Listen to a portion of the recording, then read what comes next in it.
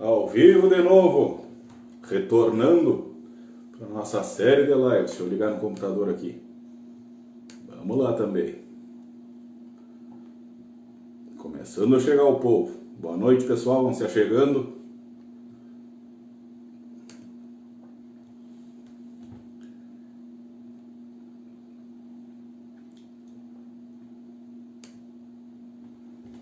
Aí o Madruga já apontou. Convidado. Gabriel, Daniel Bilica, João. Dá-lhe pro Madruga. Boa noite, meu amigo. Ouvindo bem por aí? Perfeito. Show de bola. Vou aumentar um pouquinho meu volume, que estava bem baixinho aqui. Som e imagem para ti, tá tranquilo aí? Escuta então, tá bem? Te ouço bem. Meu celular estava quase sem volume, agora melhorou. Pessoal de casa, então, nos confirme, por favor, aí se está som, imagem, sinal, se está tudo tranquilo. Enquanto vão se achegando aí, nos confirmem se está tudo ok. Se aparece os dois na tela, né, que a gente já teve live aí, que só eu aparecia e a parte de baixo estava preta. E Juí, rapaz, seu Ney Marques, meu primo irmão. E mais irmão do que primo, hein, Madruga? Esse é dos confirmados. O pessoal está dizendo que está bem bom o som, então tá tranquilo. Tia Madruga, eu vou dando umas informações iniciais aqui, convidando o pessoal para nos ajudar a compartilhar, inclusive, né? O pessoal que está chegando aí nesses minutos iniciais, enquanto a gente aguarda o pessoal ir se achegando, se puderem compartilhar para nós, convidar mais uns 3 ou 4 ou 5, como eu sempre digo, né? Se não puder assistir na hora, assiste depois, que vai ficar, a gente não está mais conseguindo deixar nos stories, mas está dando para deixar disponível no IGTV. Tá? Então, já quem não puder assistir, depois fica com a notificação ali e assiste a gravação que a gente vai deixar. Tá? Então, enquanto se achegam, vou pegar minhas anotações aqui para ver os recados iniciais. A gente está retornando a nossa série de lives aí, depois de ter parado uns dias por causa da função do workshop que nós tínhamos semana passada e o lançamento do nosso curso online Pedra, Moura e LP, que inclusive encerramos as inscrições ontem à noite, e mais uma vez foram surpreendentes a quantidade de inscrições, aí chegamos próximo de 100 inscritos, está bem acima do que a gente esperava. Novamente, o pessoal superando as nossas expectativas. Então, já antes de mais nada, agradeço a participação de todo mundo, inclusive solicito aí que o pessoal que chegou na live, que está inscrito no curso aí, que se manifeste para a gente saber aí, pessoal que está nos acompanhando há um certo tempo, e inclusive vai continuar mais próximo da gente agora com a criação do curso. Mas, enfim, o objetivo é retornarmos com a série de lives, Pedra, Moura e entrevistas. O objetivo dessa série de lives, para quem ainda não sabe, para quem está chegando pela primeira vez, é nós abordarmos temas específicos que fazem parte do universo da integração lavoura-pecuária, por vezes sozinho, por vezes com algum convidado especialista em alguma área, como é o caso de hoje, para que a gente possa aprofundar, ter um pouco mais de riquezas de detalhes, né? Como é o caso do tema da nossa live de hoje, aí, que nós vamos focar bastante em adubação de pastagens, falando, obviamente, no contexto do sistema, mas também direto da produção de forragem e do retorno para a pecuária em cima dessas áreas. Tá? O título aí, sugerido pelo nosso próprio convidado, que é uma maneira que o Madruga se refere bastante aí às pastagens, né? Eu tenho o costume de chamar de lavouras de pasto, mas acho que a chamada dele é mais impactante ainda, que é a questão das lavouras de carne, 12 meses por ano, como ele gosta de definir. Então, a gente, em comum acordo, definiu que o tema e o título da live hoje seria esse. Tá? Então, já temos quase 100 pessoas no ar, deixa eu ver quantos minutos, 5 minutinhos, dá tempo de tomar mais um gole de mate aqui antes de passar a palavra, apresentar o nosso convidado e passar a palavra para ele, para a gente definitivamente entrarmos no tema de hoje. E esse tema, né, Fabrício, muito, muito bacana, que lavoura de pasto é a base da nossa lavoura de carne. Então, o que nos conecta muito, o que faz a gente ter essa reciprocidade e admiração pelos trabalhos, é que a base da nossa lavoura de carne vem de uma excelente lavoura de pasto. Verdade. Isso daí, e a ideia hoje é a gente tentar esmiuçar isso um pouco mais, né, Madruga? Mas antes da gente já começar a falar, senão a gente vai se empolgar e nós dois gostamos de falar. Vamos interromper, vamos fazer a abertura oficial. Tá? Vamos lá. Como de costume, Bematilista por aqui. Buenas, meus amigos. Por aqui, Fabrício Marques, Pedra Moura, consultoria agropecuária. Estamos dando início ao 23º episódio da nossa série Pedra Moura Entrevistas. Hoje, contando com a presença, a participação de um amigão nosso de longa data, que, inclusive, eu tenho que contar uma história para vocês. Antes da gente entrar na parte técnica, como sempre, eu gosto de trazer alguma curiosidade. E o Madruga, para quem assistiu o workshop e me viu contando que eu tentei viver de música por um período da minha vida, o Madruga foi um dos grandes incentivadores deste período, inclusive. Que é bem na época que ele e o Ijuí, que é o meu primo que entrou aí agora há pouco na live, estavam cursando medicina veterinária. Foi bem no período que eu parei de estudar para brincar de música, como eu gosto de dizer. E o Madruga era um dos organizadores aí do Fandangaço, né, Madruga? Era esse o título da festa, né? Das arrecadações de dinheiro para a TMV, para a formatura deles. E acho que quase todas, se não na totalidade das festividades da TMV, dos Fandangaços, eu participei cantando. E depois resolvi voltar para os estudos, aí vocês já sabem a história. Mas eu precisava fazer esse agradecimento aqui. E não foi por falta de incentivo. Também bons tempos. Verdade. Os bailantas da Libanesa ainda, né? Nós somos mais antigos. Fandangaço da Veterinária, de 2000 a 2004.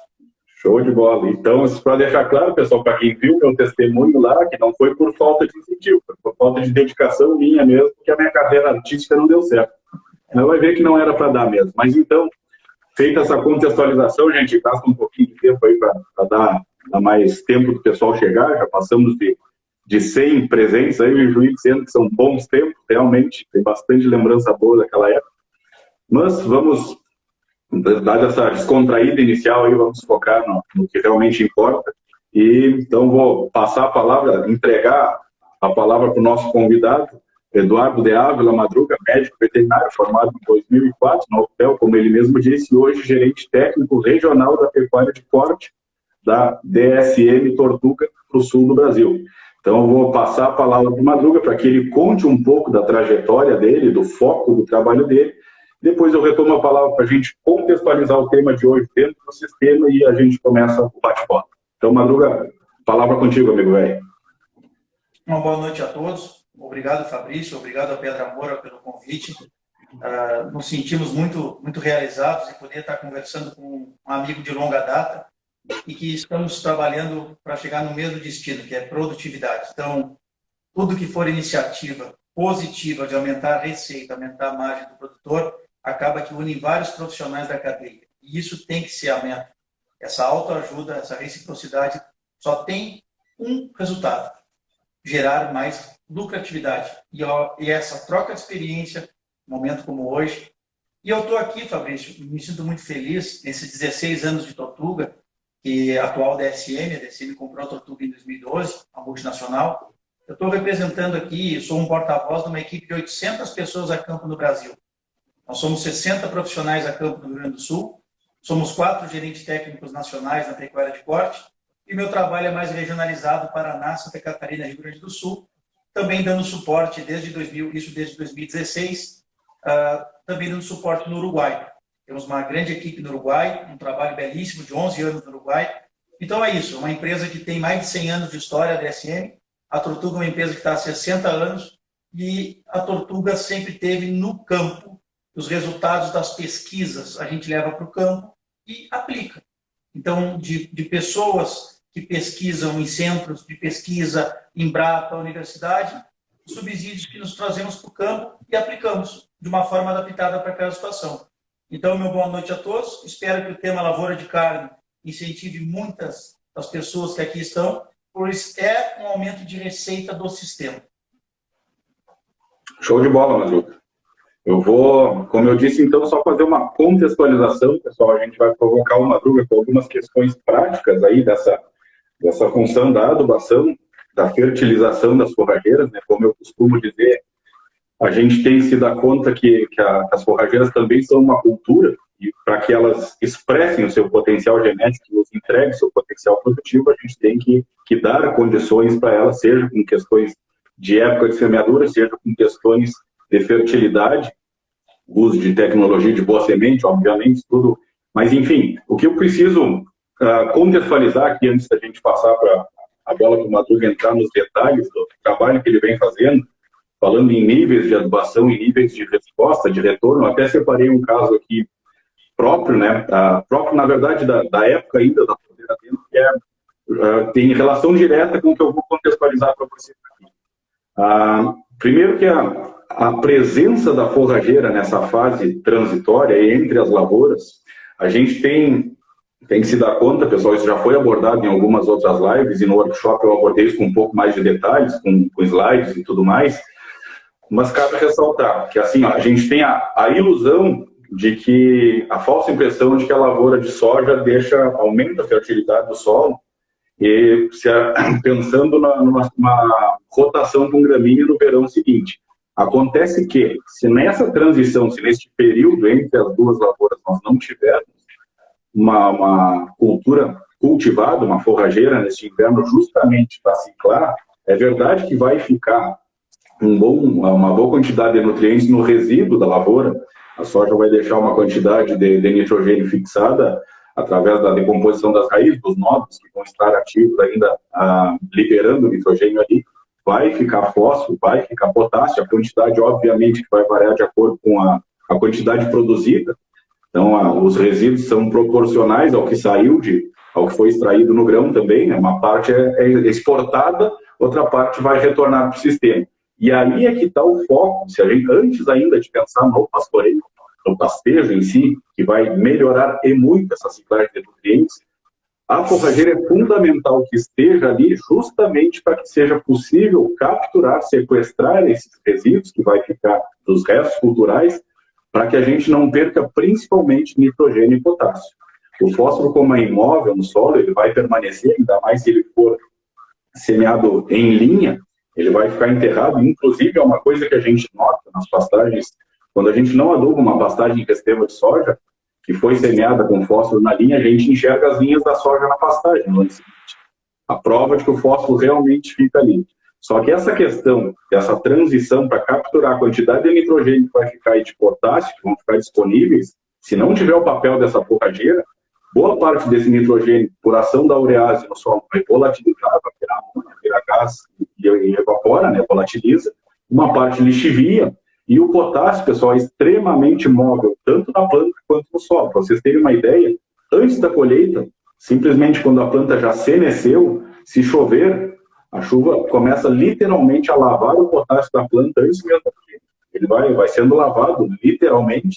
Uma parte vai escorrer em superfície, outra parte vai lixiviar, como eu já disse, e a gente vai perder. Então, é fundamental que a gente tenha, neste período, entre as lavouras, uma transição com uma pastagem, uma forrageira, para que a gente comece a pensar inicialmente na ciclagem de nutrientes, só que vai melhorar também a questão de plantas daninhas, é uma barreira física, vai nos ajudar nesse ponto, mas não vamos aprofundar muito para a gente não desfocar aqui. Então, o primeiro papel da forrageira é para iniciar a ciclagem de nutrientes.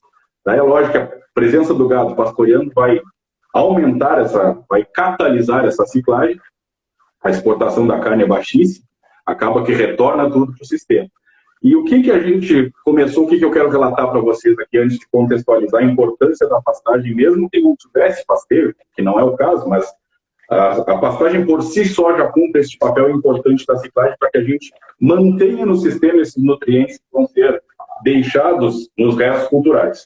Mas a gente começou a notar em algumas propriedades, principalmente do litoral norte, onde são solos mais arenosos, mais pobres, pessoal, e que a soja, o pessoal tem um potencial alto de colheita de soja naquela região, e tinha uma propriedade que a gente atendia, que geralmente o produtor estava colhendo bastante em questão de soja, colheu várias vezes acima de 70 sacos, e a gente começou a notar que as lavouras de arroz em resteva de soja estavam começando a colher menos. E daí o que a gente foi fazendo análise de solo, a gente foi percebendo que a extração e a exportação pela colheita alta da soja estava empobrecendo o solo. Então a gente precisava, já tinha o processo da forrageira no inverno, mas ainda não estavam sendo adubados, não pensando no sistema e tudo mais. Então, foi a partir daí que a gente começou a se dar conta que precisava a gente repor, porque em alguma parte a gente estava perdendo condição de fertilidade do solo por alta extração. Então, num primeiro momento, se pensou na adubação das forrageiras, pensando no benefício das lavouras, mas como ia se fazer um investimento em adubação de pastagem, a gente resolveu acompanhar e anotar. Eu tenho os dados aqui. Então, a pastagem foi semeada, esse caso específico, tá, dessa fazenda que eu estou relatando aqui, depois eu vou passar para o Madruga falar. Então, foi semeada de avião antes da colheita da soja, dia 10 de março. Depois fez uma adubação dia 13 de abril de 300 quilos de super simples, pensando em fósforo, cálcio e enxofre. Depois, dia 25 de abril, alguns dias depois, quase 2 semanas depois, colocou 100 quilos de ureia branca. A entrada do gado ocorreu dia 17 de maio e a saída dia 13 de setembro. Então, a gente teve 115 dias de pastejo aí nessa área. O custo de semente de avião foi R$160, a adubação de base 245, a ureia 107 e o total 513. Nós tivemos, neste período de 115 dias, aí, o ganho por hectare, tinha 80 bois em 40 hectares, então, com média de 375 quilos. Então, o ganho por hectare foi de 1,25 quilos. Tá? Vamos fazer a conta aqui, que eu até não preparei ela, mas 115 dias, deu 144 quilos de carne. Isso está 7 quilos o quilo do boi hoje, por aí? Vezes 7. Então, nos deixou R$107. Custou 513, nos deixou R$107 num período de 115 dias de pastejo. Então, esse é o nosso relato de caso de como a gente começou a olhar com um pouco mais de carinho e perceber que a gente, tanto pensando no sistema quanto no retorno, na geração de renda, durante o inverno com a pecuária, era um papel importante que a gente passasse a adubar as pastagens também. Então, dado o meu relato de caso e essa contextualizada inicial, Madruga, te devolvo a palavra aí. Fabrício, eu acho importante, tem muitas pessoas que nunca ouviram falar o tema lavoura de carne, e eu faço questão de chamar lavoura de carne 12 meses do ano. Esse é um projeto que nossa equipe vem trabalhando a campo desde 2016, que a lavoura de carne é uma pecuária feita nos conceitos da agricultura de precisão, onde a gente otimiza os recursos forrageiros existentes ou implantados, sejam de invernos ou seja de verão, seja perene ou seja anual. O fato é que, otimizando o potencial forrageiro, eu aumento o potencial de lotação. Então, até aí nós estamos falando de lavoura de pasto. Seja numa sucessão, seja numa rotação, enfim. A definição de cada sistema depende do seu sistema. Enfim, se é com arroz, com soja e pecuária.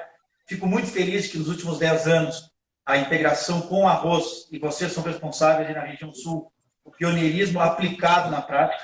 Conversava hoje com o nosso amigo Jamir, ele disse que o grande diferencial dos resultados positivos é a atitude. Então, ter a atitude de fazer. Poderá patinar no primeiro ano, poderá ter algumas falhas, sim, mas só erra quem tenta fazer e só acerta quem tenta também. Então, essa é uma dica importante. E a lavoura de carne, ela tem um diferencial. Então, nós cuidamos de ter uma lavoura de pasto.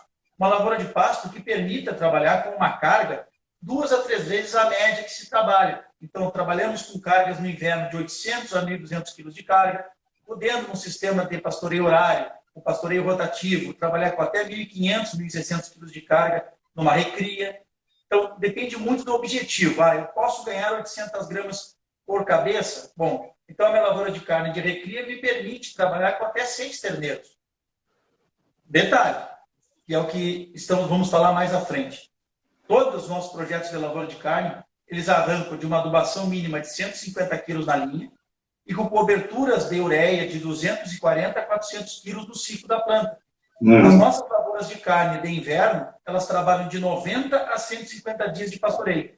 Qual é o grande diferencial? O que a gente faz dentro da lavoura de carne? Primeiro, criamos um sistema que ofereça uma lavoura de pasto ideal. Uma aveia com altura média de entrada com 30 a 35, um azeveio com 20 a 25 centímetros de altura, respeitando o resíduo. O nosso projeto de lavoura de carne, ele melhora para o lavoureiro, melhora o sistema. O nosso projeto de lavoura de carne não pisa em solo descoberto. O nosso projeto faz reciclagem de nutrientes, melhora a questão de raiz, depósito de matéria orgânica. O que a gente sonha no sistema, a gente respeita na lavoura de carne. O que a gente faz de muito diferente? A adubação é utilizada para dar condição para a planta se estabelecer, enraizar e ter vida longa. O nitrogênio, conversava hoje com o Jamir bastante sobre isso, no treinamento que nós vamos dar amanhã, sobre ajuste de carga, né, Fabrício? O nitrogênio, a gente usa ele de forma sequencial ao longo do período para alongar, porque essas plantas hoje têm muito potencial. E o nitrogênio é o que faz essa planta demonstrar esse potencial e aumentar, duplicar, triplicar a carga dessas pastagens de altíssima qualidade. Muitas vezes as pessoas compram a semente certa e não botam o combustível para que essa pastagem se manifeste. E nós, da DSM Tortuga, o que a gente faz de diferente? Nós adubamos rumen. Primeiro estudo, damos condição na lavoura de carne para ter uma lavoura de pasto. Definimos que a carga animal é de 600, de 700, de 800, de 1.000 quilos. 3 animais, 4 animais, 5 animais. E o que nós fazemos de diferencial? Adubamos rumen. Uma suplementação estratégica que não é para suprir carência, por isso que eu chamo de adubação de rumen, é suplementação específica para as pastagens de alto valor biológico. A gente trabalha com 0,1%, que para quem não está familiarizado com termos da pecuária, seriam consumos de 100 gramas para cada 100 quilos de peso vivo. Então, um animal de 250 quilos comendo 250 gramas, extremamente fácil o operacional disso. E de 2010 para cá, Fabrício, acabou aquela polêmica de trabalhar com mineralização na pastagem. Precisa realmente. O impacto de uma mineralização convencional, que é fundamental para o sistema de campo nativo, que é fundamental para outro sistema na pastagem de inverno, com 20%, 22% de proteína, a adubação de rumen, para que gere um impacto de incremento de 300 a 350 gramas, precisa ser muito bem escolhida essa ferramenta. Em média, Fabrício, a gente tem aumentado 25% a 40% o desempenho animal. Se nós temos 3 a 4 animais, 5 animais, a gente melhora o desempenho do hectare. Isso é o resumo da lavoura de carne. Que é o que é caro da adubação, seja na lavoura de grãos ou na lavoura de carne. Adubar e não colher. Isso é a coisa mais cara que existe. Tem muitas oportunidades. Nós temos mais de 60% dos produtores de soja dos 3 estados do sul que ainda não trabalham com a pecuária no intervalo das 2 lavouras. Desperdiçando 2.000, 2.500, 3 quilos produzidos por hectare dia em 100 dias, Fabrício, são 300 quilos. A R$7 são 2.100. O investimento médio de 700. Isso são 20 sacos a 25 sacos de soja, num período que está disponível para ser feito. Isso representa aumentar a lucratividade da lavoura de grãos e muitas vezes salvar, como um ano como foi esse, de frustração de colheita devido à seca. Então, a lavoura de carne, isolada ou na integração, ela visa isso. Por isso que a gente tem muita admiração, porque o teu trabalho, Fabrício, é de criar conexão nas propriedades para que nunca tenha um vazio da área, para que a área esteja sempre em utilização. Os preparos de verão, o arroz, como vocês fazem hoje em dia, muita gente está fazendo, graças a Deus, tem um potencial de 180 dias de ganhar dinheiro que as pessoas estavam desperdiçando, preocupadas em arrendar campo em vez de utilizar a sua propriedade. Hoje, Fabrício, para você ter uma ideia, em 50 hectares, nós chegamos a trabalhar com 500 animais, dependendo da escolha da planta, do manejo de alimentação. Hoje, um projeto de 100 hectares para nós é potencial médio de 500 terneiros, devido a respeitar o potencial de adubação de nitrogênio do sistema. Show de bola. Não, eu estava pegando os ganchos do que tu falou aí, parece que pegando a linha que eu estava pensando, essa questão do preparo de verão que tu acabou de falar. É uma coisa que eu tenho batido bastante, e ele nos antecipa, é bem o que tu falou, né? A gente tem condição de fazer uma área dessa em janeiro e fevereiro, e a gente tem os casos onde se consegue fazer, obviamente que esse ano São Pedro nos deu uma castigada, né, mas quando a gente consegue fazer do jeito que é o recomendado, final de fevereiro a pastagem tá semeada já, e em meados de abril já está adubada e entrando no gado, né? Então 15, 20 de abril já tem bicho em cima da área. A gente tinha casos na Tamanca, que é uma instância aí de ponta, com genética velha, for multicampeã da Expo Inter. Nessas áreas de preparo de verão, como é que funciona lá, para dar uma contextualizada para quem não conhece? Eles têm 7 planos de lavoura, na época que eu estava acompanhando não tinha soja ainda, eram 2 planos de arroz e 5 de pastagens perenizadas, AZV em trigo branco e cornichão, ou AZV em trigo vermelho.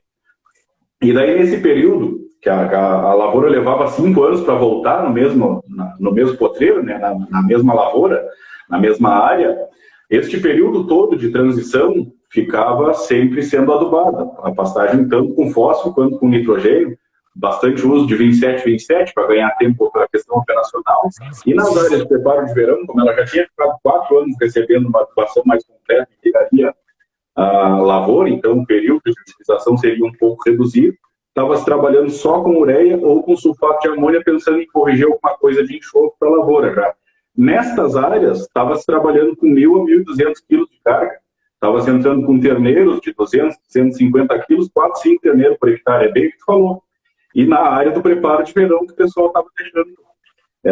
Eu tenho uma certa aflição, e por isso que eu bato tanto que o pessoal ajuste a área total de lavoura para que sobra um espaço para que a gente tenha uma porcentagem da lavoura de arroz do ano seguinte, sendo em preparo de verão, que a gente ganhe esse time aí, né? E Fabrício, nós temos bastante amigos hoje nos acompanhando de Santa Catarina, Paraná, de algum outro lugar do Brasil, inclusive.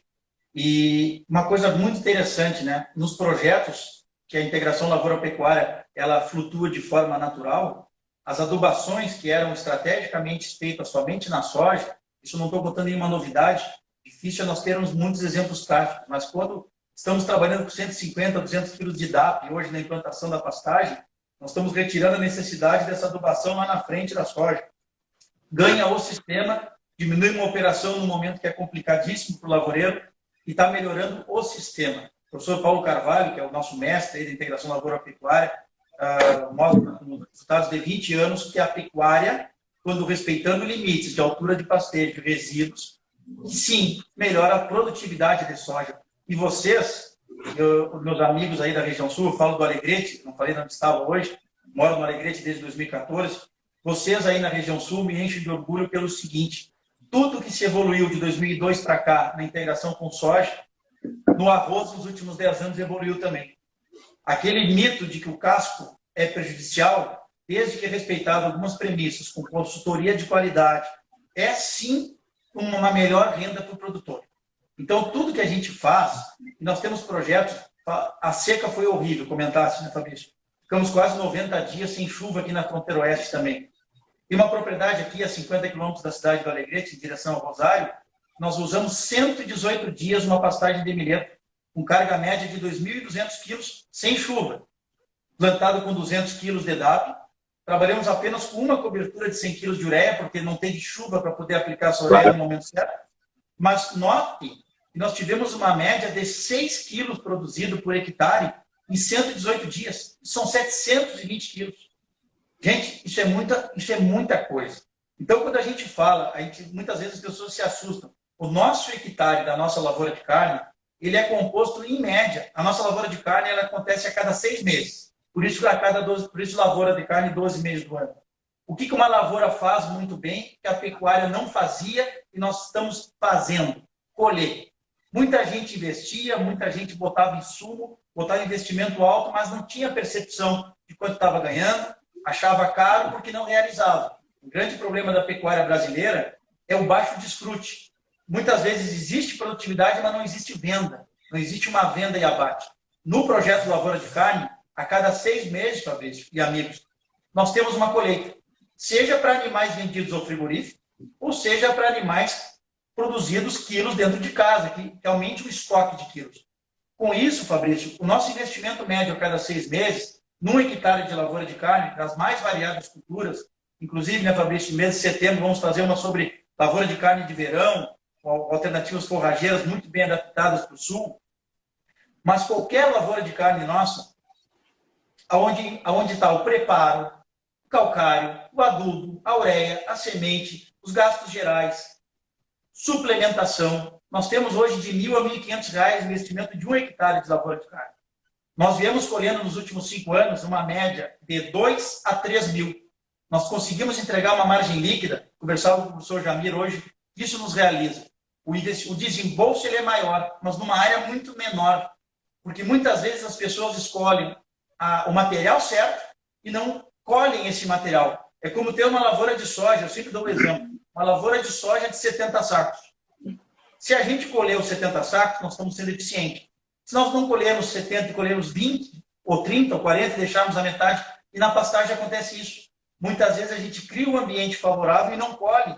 E quem ganha dinheiro é quem colhe bem, deixa resíduo e tem longevidade da pastagem. E na lavoura de carne a gente cria sistemas de rotação, sistemas de pastoreio contínuo, a gente adapta à situação de cada propriedade, mas sempre respeitando o potencial forrageiro. Só que a gente explora muito o potencial forrageiro. Fabrício, há 6 anos atrás, eu cheguei aqui, eu falava em matar animais com 14, 18 meses, muitas propriedades aqui da Fronteira Oeste diziam que era impossível. Nós reduzimos idades de abate de 4 anos, 4 anos e meio, por cuidar muito bem do terneiro no primeiro inverno. O segredo da pecuária, seja ela de ciclo completo, ou de cria, ou de recria e terminação, é cuidar muito bem do terneiro no primeiro inverno.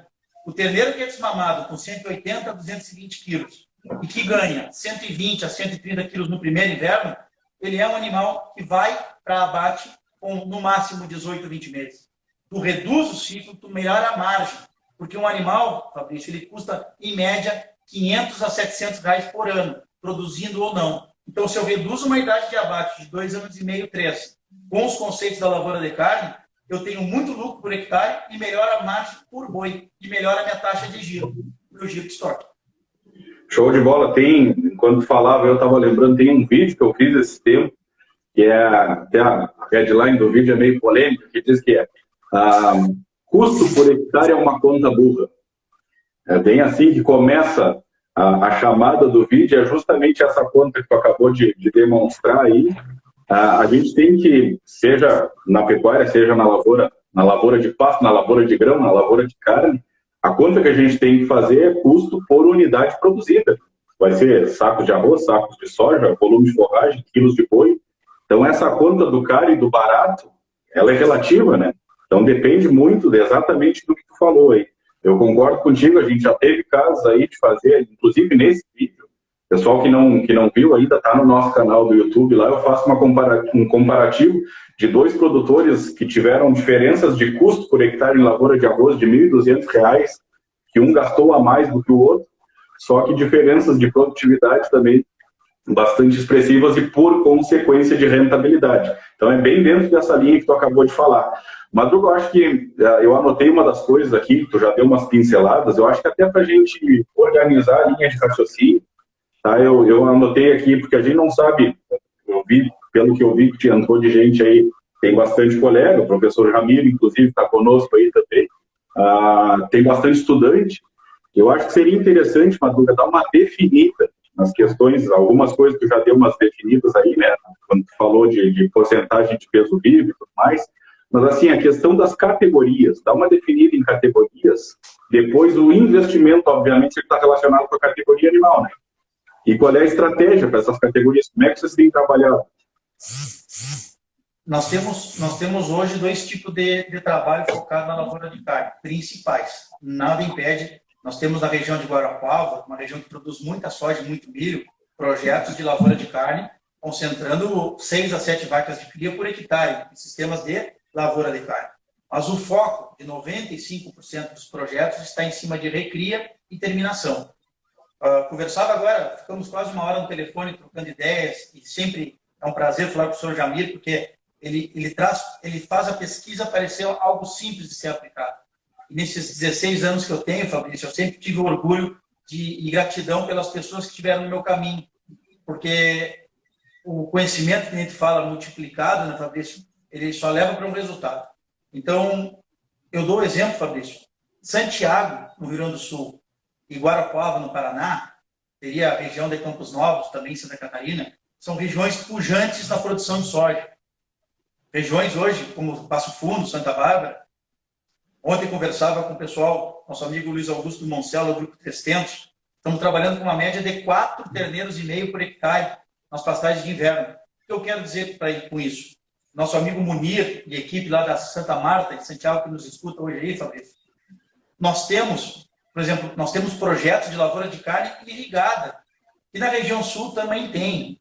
Muitas vezes as pessoas têm comida para 8, 10 animais, têm condições de trabalhar com 3 mil quilos, 4 mil quilos de carga, só que não investem na estrutura. Aí o principal, antes de caracterizar, Fabrício, recria e terminação, por que a pecuária, muitas vezes, ela é marginalizada? Eu sou favorável à integração. Sempre que eu posso, eu trago um parceiro de lavoura para dentro de uma atividade pecuária extremamente benéfico para o sistema, para fazer a roda girar, dilui custo, melhora para todo mundo. Fabrício, perdi o fio da meada. Por que muitas vezes a pecuária é marginalizada em relação à agricultura? Uma colheitadeira custa R$1 milhão. E todo mundo que planta arroz ou soja ou milho precisa de uma colheitadeira para colher. Muitas vezes um coxo de alto consumo, que custa R$3.000, que em 10 dias de ganhos adicionais da suplementação ele está pago. 10 dias. Não é nem um investimento para 5 anos. Como que eu vou comparar uma atividade como a soja, que investe R$3.000 para cada 6 meses, com uma pecuária que gasta no ano R$500 por hectare do ano inteiro? Então, quando eu trago para patamares de 50% de investimento, eu consigo ter margens semelhantes ou até melhores. Então, o que a gente vem fazer na lavoura de carne é mostrar isso, que uma lavoura de carne com investimentos com 50% do que é feito na agricultura é uma atividade sólida, é uma atividade que deve coexistir. Eu te falava de projetos, né, Fabrício, que nós estamos fazendo rotação de cultura de verão com pastagem perene, que é um outro assunto mais para frente, mas 20% da área de soja. E aí, na recria, falamos assim, Fabrício, nós temos objetivos distintos dentro da lavoura de carne, como tu pediu para conceituar. Sim. O que é uma recria? Um animal desmamado, de 180 a 200 quilos, até seus 350 quilos. No Rio Grande do Sul, nós temos um peso de abate um pouco menor que do Brasil Central. No Brasil Central, se trabalha com 20 arrobas de objetivo, 600 quilos. Aqui nós trabalhamos com um objetivo médio de 15 arrobas. Porém, um animal acabado, aqui também se trabalha com animais somente castrados, no Rio Grande do Sul. Santa Catarina para cima são animais inteiros. Então, isso tem um pouquinho de diferença, principalmente nos últimos 60, 90 dias de acabamento. Paraná, Santa Catarina, tem muitos amigos aí. A gente trabalha os últimos 60, 90 dias ou confinando ou com 1% do peso vivo, porque botar acabamento no animal inteiro e jovem é um desafio. Mas no Rio Grande do Sul, nós vivemos uma condição atípica. Nós temos como fazer um animal de 14 a 16 meses para vender esse animal que entra agora na pastagem. Fabrício, eu te afirmo uma coisa. Nós não temos pecuária em todas as lavouras do Rio Grande do Sul porque falta projeto. O que fazer com a pecuária a partir de outubro, quando o plantador precisa plantar? As grandes regiões que a gente trabalha de fronteira oeste e região sul, tem campo nativo, tem isso, tem aquilo, mas muitas regiões que poderiam ter, por não ter um projeto de outubro até o abate, não tem pecuária. Então, nós temos como fazer uma pecuária de ciclo curto e eficiente. Eu dei um treinamento terça-feira para uma cooperativa que é focada em grãos aqui do estado. E nós botamos um programa, que são 4 meses de pastagem de inverno e 3 meses de semi-confinamento, com 1% do peso vivo, com uma margem de R$750 por animal abatido, em 8 meses de trabalho. Isso é muito bom. Isso é uma lucratividade acima de 40%. É uma margem líquida espetacular para um período curto. Então, Fabrício, a recria é um foco. Na recria, Fabrício, se eu quero matar um animal com 14, 16 meses, eu tenho que, aí sim, qual é o grande contexto? Se eu melhoro o desempenho individual para ganhar 1,3 kg, 1,5 kg, como nós temos, a taxa de lotação ela é menor. Vai diminuir. Se eu admito um desempenho um pouco menor, mas penso no hectare, eu posso ter 5, 6 terneiros produzindo 6 quilos por dia, 7 quilos por dia. Se eu tiver 3 terneiros com o objetivo de ganhar 1,5 kg, eu vou ter que estar reduzindo o desempenho individual, reduzindo o desempenho do hectare, melhorando o individual. Mas isso depende da meta de cada sistema. Eu quero abater os animais, porque isso, a lavoura tem uma meta. Fabrício, coisa que mais me motiva é falar disso. O que fez a lavoura sair dos 25, 30 sacos de soja, sair dos 150 sacos de arroz e passar dos 200? Sair dos 25 de soja e passar dos 60, 70? Projeto, planejamento, execução e monitoramento.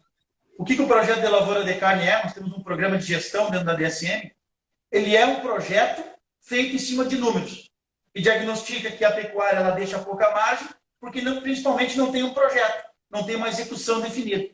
Quando se coloca ciência, tecnologia, projeto, execução e, como diz meu amigo Jamir, atitude, a gente consegue ter resultados parecidos. E aí, Fabrício, não sei se te respondi, na terminação, trabalhamos com animais de 350 a 550 quilos. Muitas vezes a lucratividade do hectare na terminação vai ser menor que a lucratividade na recria. Muito parecido com o sistema de confinamento. Onde é que está a grande margem de lucro do produtor rural? Ganhar o máximo de peso possível na recria. Porque a terminação, seja ela a pasto, seja ela semi-confinada, ou seja ela confinada, a lucratividade da terminação vai ser menor. Só que se eu tiver 60% de lucratividade em 6, 8 meses de recria e tiver 30%, 25% na terminação, na média eu vou ter 40%, 50%. É muito dinheiro, Fabrício. Não, isso tem, eu te pedi justamente para separar, porque a questão do investimento e da resposta da categoria vai ter relação direta exatamente com isso, né? Obviamente que na Recria tem uma maior capacidade de converter, né? E por isso mesmo que tem essa resposta maior. Falando nisso, Madruga, o Vitor falou em tratar rumen e tudo mais, e essa função de desmamar terneiros para bater jovens e tudo mais. Como é que é essa adaptação para pastagem no coxo? Como é que funciona a tal da escolinha para entrar na pastagem, para evitar aquelas diarreias medonhas? Ponto maravilhoso, Fabrício. Todas as nossas palestras aí, a gente não esquece nunca de essa bandeira. O animal leva, em média, 10 a 15 dias para se adaptar a uma nova dieta. A diarreia, o churril que a gente enxerga na pastagem, é um problema metabólico. É um excesso de nitrogênio a nível de rumen que leva para o churril, para a diarreia. Como é? Ah, mas excesso de proteína, a gente coloca feno, a gente pode colocar milho, pode aumentar a energia, o produto Fosbol VSV, um exemplo dos bons produtos do mercado da empresa que eu trabalho. Só que a gente pode gastar energia para evitar problema e podemos investir tempo e energia para ganhar mais peso. Se 20 dias antes de entrar na pastagem, 20 dias antes, como ideal, eu utilizar um proteinado ou um proteico energético, investimento médio de 50 a 60 centavos por 20 dias, com 200 a 300 gramas de um proteinado, com meio quilo de um proteico energético, mas que tenha nitrogênio na sua formulação, eu estou adaptando a flora de rumen pré-pastagem. Quando esse animal ingressa na pastagem de azevém, trevo, cornichão, aveia, o que acontece? O rumen, aquelas 200 gramas, 300 gramas, que é um modulador de fermentação ruminal, que potencializa desempenho, tem um somatório de nutrientes e aditivos que fazem isso acontecer, nós estamos com o rumen adaptado. Então, fica a dica para esse ano, Fabrício. Tem muita gente que vai entrar 30, 40 dias depois devido à seca na pastagem. Tem gente, e é muita gente, que não computa a perda financeira do que é um animal com churril. Um animal com churril, com diarreia, ele fica 10 a 15 dias perdendo peso. Enquanto ele estiver com diarreia, ele está perdendo peso. Depois ele leva mais 10 a 15 dias para recuperar o peso de entrada. Então, se eu tenho uma propriedade que usa 90 dias a pastagem, e tu tem 30 dias perdido, tem só 60 para ganhar dinheiro. Então, assim, adaptar fora de rumen, Fabrício, é fundamental. Fabrício, o mundo perfeito, 20 dias. O possível, comprei terneiros, viajaram, faz 5 dias uma escolinha. 5 é melhor que nada. 20 é o ideal, 30 é o ideal, quanto mais tempo, melhor. Então, assim, isso é muito legal, né, Fabrício? Estamos chegando numa época do ano que tem 2 escolhas de suplementação. A suplementação para campo nativo, para evitar perda de peso, que é o uso dos proteinados. E essa pode ser usada, deve ser usada todo inverno, para evitar perda de peso. E não tem nada mais ineficiente que pecuária do que perder peso. Um animal perder 10 a 20% do seu peso no inverno é triste. E é a margem de lucro do produtor que vai embora em 3 a 4 meses. Então, não vamos entrar nesse tema hoje. E a suplementação que a gente faz na pastagem, na lavoura de carne, é para aumentar ganho. O que a gente faz? Uma lavoura de soja, uma lavoura de arroz, se a gente coloca mais adubo e a gente coloca mais nitrogênio na dose recomendada, como ideal, aumenta a produtividade. Quando eu suplemento com 0,1% do peso vivo, com mineral, com energia, com aditivos, ionóforos, eu melhoro a capacidade, eu modulo flora ruminal, não estou suprindo carência, estou potencializando o desempenho. Isso tem que ficar muito claro, seja para quem está na faculdade ou para quem já está com 50, 60 anos de campo. A nutrição evoluiu demais. O Brasil, a empresa que nós trabalhamos, tem muita pesquisa. Nós temos uma fazenda experimental totalmente digital no Mato Grosso do Sul, com as principais universidades, monitorado 24 horas. Então, Fabrício, a gente não precisa levar para o campo para testar. A gente traz para o campo para validar, para adaptar na realidade.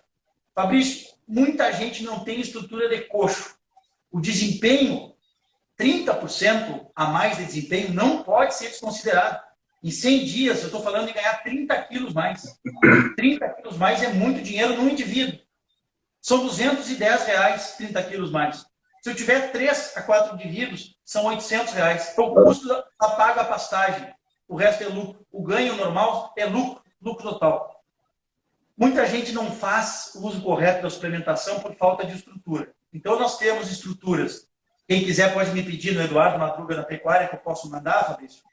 Nós temos coxos hoje para integração lavoura-pecuária nas áreas de arroz. Aí, na própria Quatro Irmãos, nós temos hoje mais de 15 coxos com rodado para as áreas de arroz que não tem dificuldade de piso. As áreas de soja, que tem às vezes 1.000, 2.000 hectares e não tem cerca. Então, os animais andam em bloco. Então, o coxo com rodado é muito importante. E se a pessoa não tem coxo com rodado, quer fazer um investimento menor, otimize o uso das praças. Praças de meio hectare, Fabrício, com acesso para 4, 5, 6 potreiros.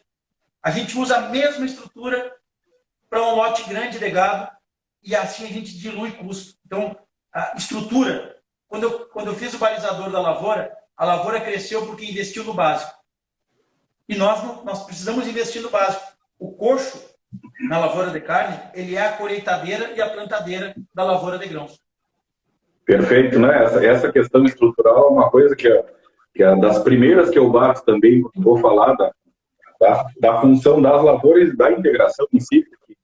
Pensando em terras baixas, que é mais o foco do nosso trabalho, essa questão da estrutura física da propriedade para permitir, por exemplo, que tenha soja em terras baixas, é o que vai proporcionar, inclusive, que a gente tenha forrageiras também no período de inverno, né?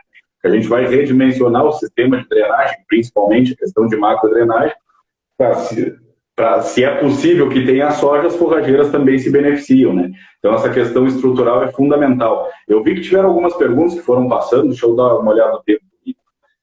São 10 para as 9. Provavelmente a gente vai passar da 1 hora, não tem problema, não? Nenhum. Tá, porque daí assim, ó, eu vi que tem bastante assunto ali. Eu quero fazer mais uma ou duas perguntas para ti e depois a gente começa a dar uma atenção para o chat ali, até o objetivo principal da gente fazer live é interagir com quem está ao vivo, né? Mas uma das coisas que eu gostaria de pegar antes da gente passar para dar um pouco mais de atenção para o chat ali, como é que está montando o teu mosaico forrageiro? O foco hoje da nossa conversa, até para o pessoal entender, é mais no período de inverno, outono e inverno, né? Entre as lavouras, mas eu acho que é importante a gente fazer um panorama geral para o pessoal entender, até por essa função, aquela história da pecuária na ILP, da onde ela está e para onde ela vem, aonde ela vem para onde ela vai. Então, essa questão que tu bem citou aí, eu acho que é importante, o Jamir também comentou antes ali das forrageiras de tanto as perenes quanto os pastos de verão, são coisas que a gente já comentou, mas no teu caso específico aí das lavouras de carne, qual é o mosaico forrageiro que tem utilizado para fechar os 12 meses? Principalmente para o inverno, nas regiões que vão ser lavoura no próximo ano, nos próximos 2 anos, acabamos escolhendo as gramíneas tradicionais como a aveia e a azevém. E nas propriedades, como tu citou aí, no amigo Fano lá, que tem uma rotação que às vezes fica 4 anos disponível para uma... Pelo menos era assim quando eu assim. Passado, tu tens condições de adicionar uma leguminosa, como trevo, como cornichão. Mas o básico das nossas lavouras de carne, principalmente as anuais de inverno, são aveia e azevém. Tem muitos materiais bons, tem materiais diploide, tetraploide, aí vai muito da escolha do objetivo, do potencial. Eu sempre digo assim, tem muitos materiais bons. Nós não podemos deixar o material bom sem combustível, né, Fabrício? Claro. Não adianta eu comprar uma Ferrari e não ter dinheiro para botar gasolina. Então, eu sou totalmente favorável a materiais tetraploides que existem no mercado. Só que eu não posso ficar sem dinheiro para botar nitrogênio. Sem botar eu não vou expressar esse potencial. Então, para ser mais breve possível, no inverno, acabamos trabalhando com o consórcio. Drenamos muitas áreas baixas hoje, porque como o nosso desafio é entrar com carga alta desde o começo, falava hoje com o Jamir, o nosso consórcio de aveia com azevém ele vem sendo praticamente uma regra nos nossos sistemas. A gente drena áreas baixas, áreas úmidas, inclusive áreas difíceis de trabalhar, mas, como Dmitry disse, se for criar um ambiente favorável para a soja, está criado um ambiente favorável para a pastagem de inverno. Nós trabalhamos com esse consórcio que os primeiros 60 dias, 90 dias de pastoreio, mês de maio, junho e julho, onde o azevém tem um crescimento menor, a aveia se sobressai e produz muita massa. Quando a aveia começa num declive de produtividade, o azevém se sobressai. Então, assim, nos nossos projetos, que nós conseguimos trabalhar 150 dias, que são muitos, esse consórcio é perfeito. Em lugares que a gente só tem 90, 100 dias, a gente trabalha só com aveia. Em alguns lugares que tem sementação, a gente consegue ter a ressemeadura do azevém. Mas não foge do modelo de aveia e azevém, podendo ser adicionado alguns temperos de alta qualidade, como leguminosa. No verão, nós temos 3 ferramentas anuais, reconhecimento de todo mundo, de acordo com o tipo de solo, de acordo com umidade ou não, áreas mais arenosas, de solo encharcado. Sorgo, sudão e milheto são as pastagens anuais de verão que a gente escolhe. E nós estamos trabalhando muito com as perenes tropicais. Por que as perenes tropicais tomaram, como braquiária, aruana, vários pânicos aí que podem se inserir nesse comentário? Por que a gente começou a colocar isso em todos os nossos projetos? Porque, Fabrício, nenhum demérito ao que eu vou falar. Quando chega a época de plantar arroz, de plantar soja, as atenções de maquinário, de trator, de funcionário, fica para plantio de lavoura. Então, é uma janela de 45, 60 dias que tem que ser plantada a cultura principal. O que acontece? Normalmente, o sudão, o sorgo e o milheto fica para ser plantado depois que acabar as plantações. O que acontece? Eu fico com um vazio forrageiro entre sair do azevém e da aveia até ter a pastagem de verão. E o que eu faço nesse ato de 60 dias, 90 dias? Por isso que muita gente não entra na pecuária. Com a perene, respeitando... Eu gosto muito de falar uma coisa. Perene, para ter todo o potencial que eu preciso. E na média, Fabrício, para cada 3 a 5 hectares de inverno, a gente trabalha com 1 hectare de verão, uma perene bem adubada com nitrogênio, para conseguir colocar a carga. Em termos práticos, 500 hectares de inverno de aveia e azevém, nos projetos que nós temos trabalhando com nível de adubação e de nitrogênio, trabalhamos com 150 hectares de verão, seja perene ou anual. Me escuta bem? Sim, sim, sim. E aí, Fabrício, o que a gente vem fazendo? Se a propriedade precisa fazer 100 hectares de verão, não tem problema que faça depois. Mas eu preciso ter um volume de 10%, 20%, 50 hectares, eu preciso ter um pulmão forrageiro, que é aí que entra a perene tropical, para que depois que eu acabe os processos de plantio da minha cultura principal da época, eu possa plantar as anuais de verão. Então, a segurança para a lavoura de carne 12 meses do ano foi trazer esses materiais perene para dentro do sistema. E nós temos aí em Arroio Grande, Jaguarão, tem grandes amigos aí trabalhando com perene, então não é algo exclusivo aqui da região central, claro. E a fronteira oeste. Até no nosso caso, mas eu particularmente tenho experiência com a questão perene com as festucas, né? Porque a minha área de atuação é mais em direção à fronteira sul e no Uruguai também, tinha as áreas do Uruguai, tinham as festucas já de 4, 5 anos, então é mais questão de temperatura. A gente sabe que tem alguns casos aqui, eu te confesso, que é uma das minhas dores, eu não ter experiência com perene tropical, tá? Que é uma coisa um pouco bastante alinhado com a nossa região de atuação, e mais também a questão das terras baixas, né? A festuca se adapta mais, os solos um pouco mais mal drenados, então ela acaba se encaixando melhor. Mas essa questão, só dar uma olhada no tempo, dá tempo de falar ainda antes da gente voltar para o ar. Nessa questão da perene, a gente aproveitando para contextualizar com a situação que a gente está agora, fora esse período aí da gente evitar os vazios forrageiros, pensando numa estiagem grande do jeito que a gente teve, né? Como é que funciona a questão do enraizamento? O próprio pastejo vai incentivar o rebrote cada vez que o pasto é cortado, seja mecanicamente ou pela boca do gado, ele vai rebrotar, recebe o estímulo do rebrote, e cada vez que ele rebrota, ele emite raiz, vai perfilhar, botar folha nova, vai emitir raiz, proporcional ao que ele está criando na parte aérea. Então, essa questão da forrageira perene, imagina ela ficar 4, 5 anos botando parte aérea e raiz simultaneamente quando a gente passa por um período de estiagem desse, o quanto ela tem mais condições de aguentar. Acredito que tu deve ter algum relato de caso desta situação específica aí. Como a minha origem, né, Fabrício, sabe bem, a minha origem é da região sul, então desde 2009, 2010 eu trabalho com festuca.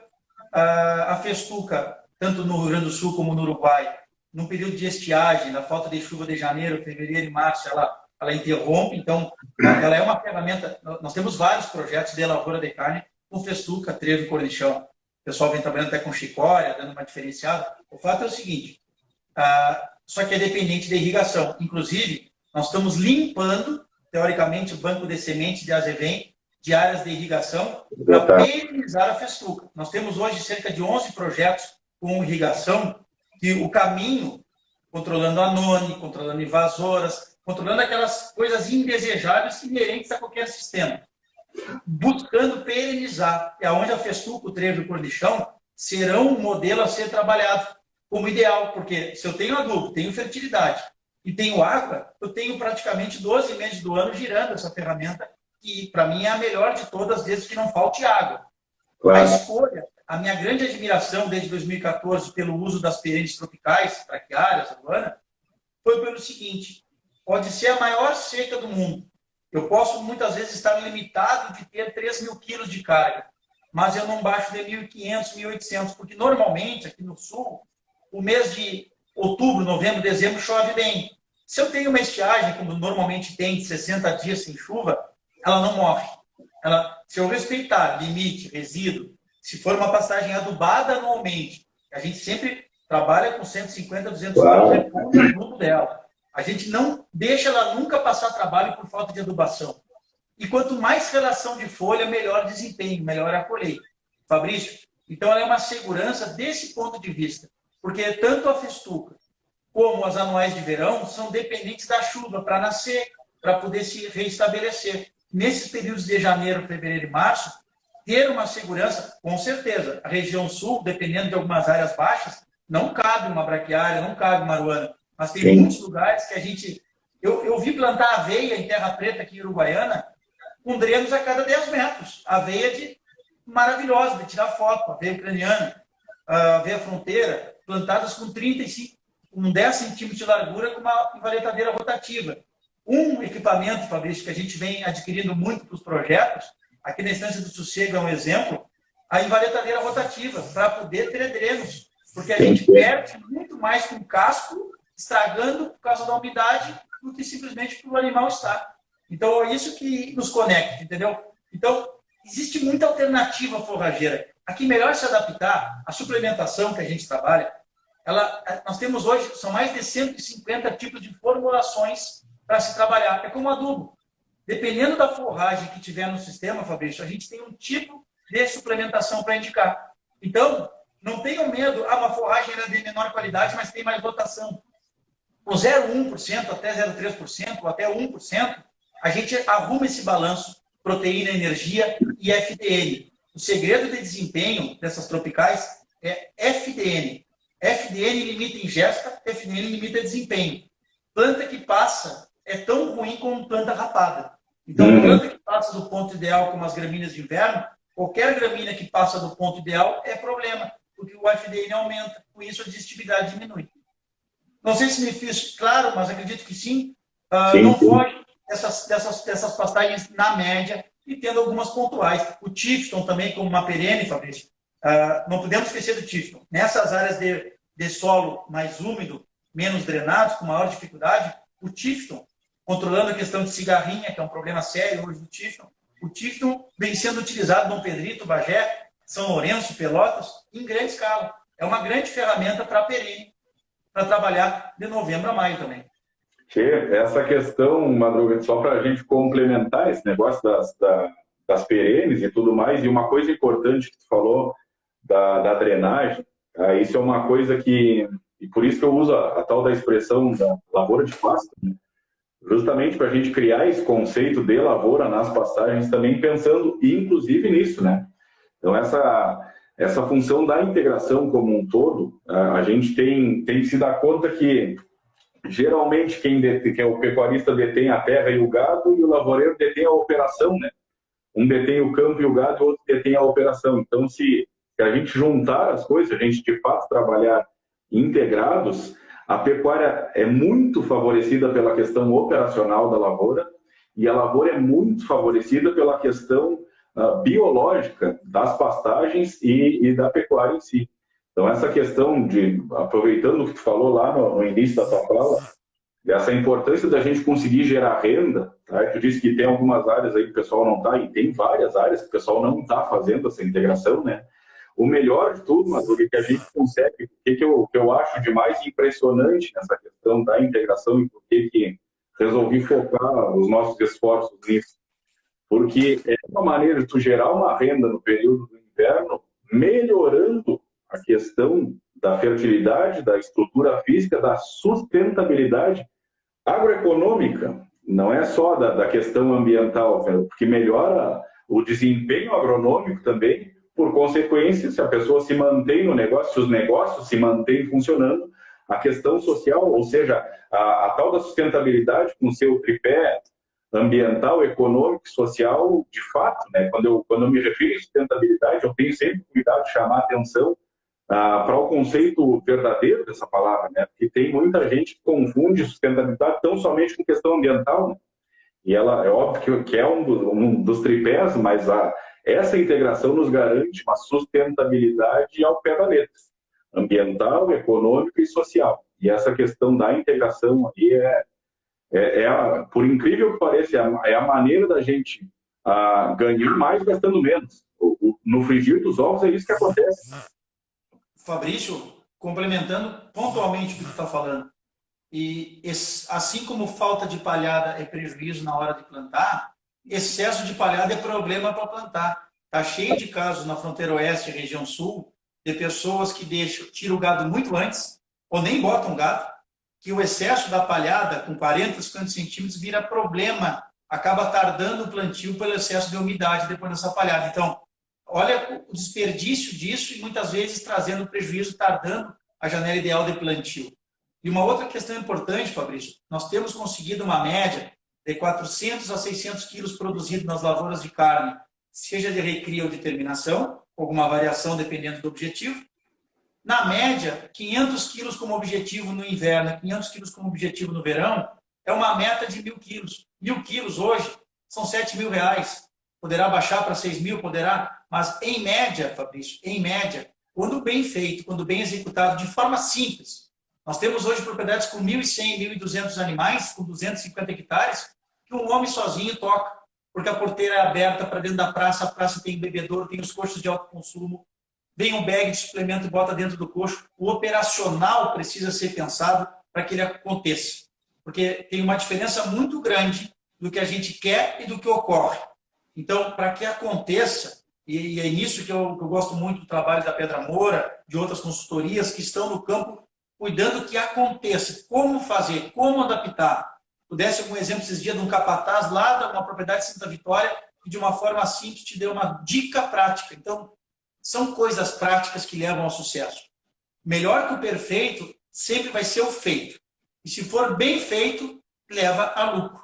Então, assim, estrutura não é desculpa para não fazer. Quanto melhor a estrutura, maior o potencial de fazer. Só que nós temos pessoas hoje com pouca estrutura fazendo muito e gente com muita estrutura fazendo pouco.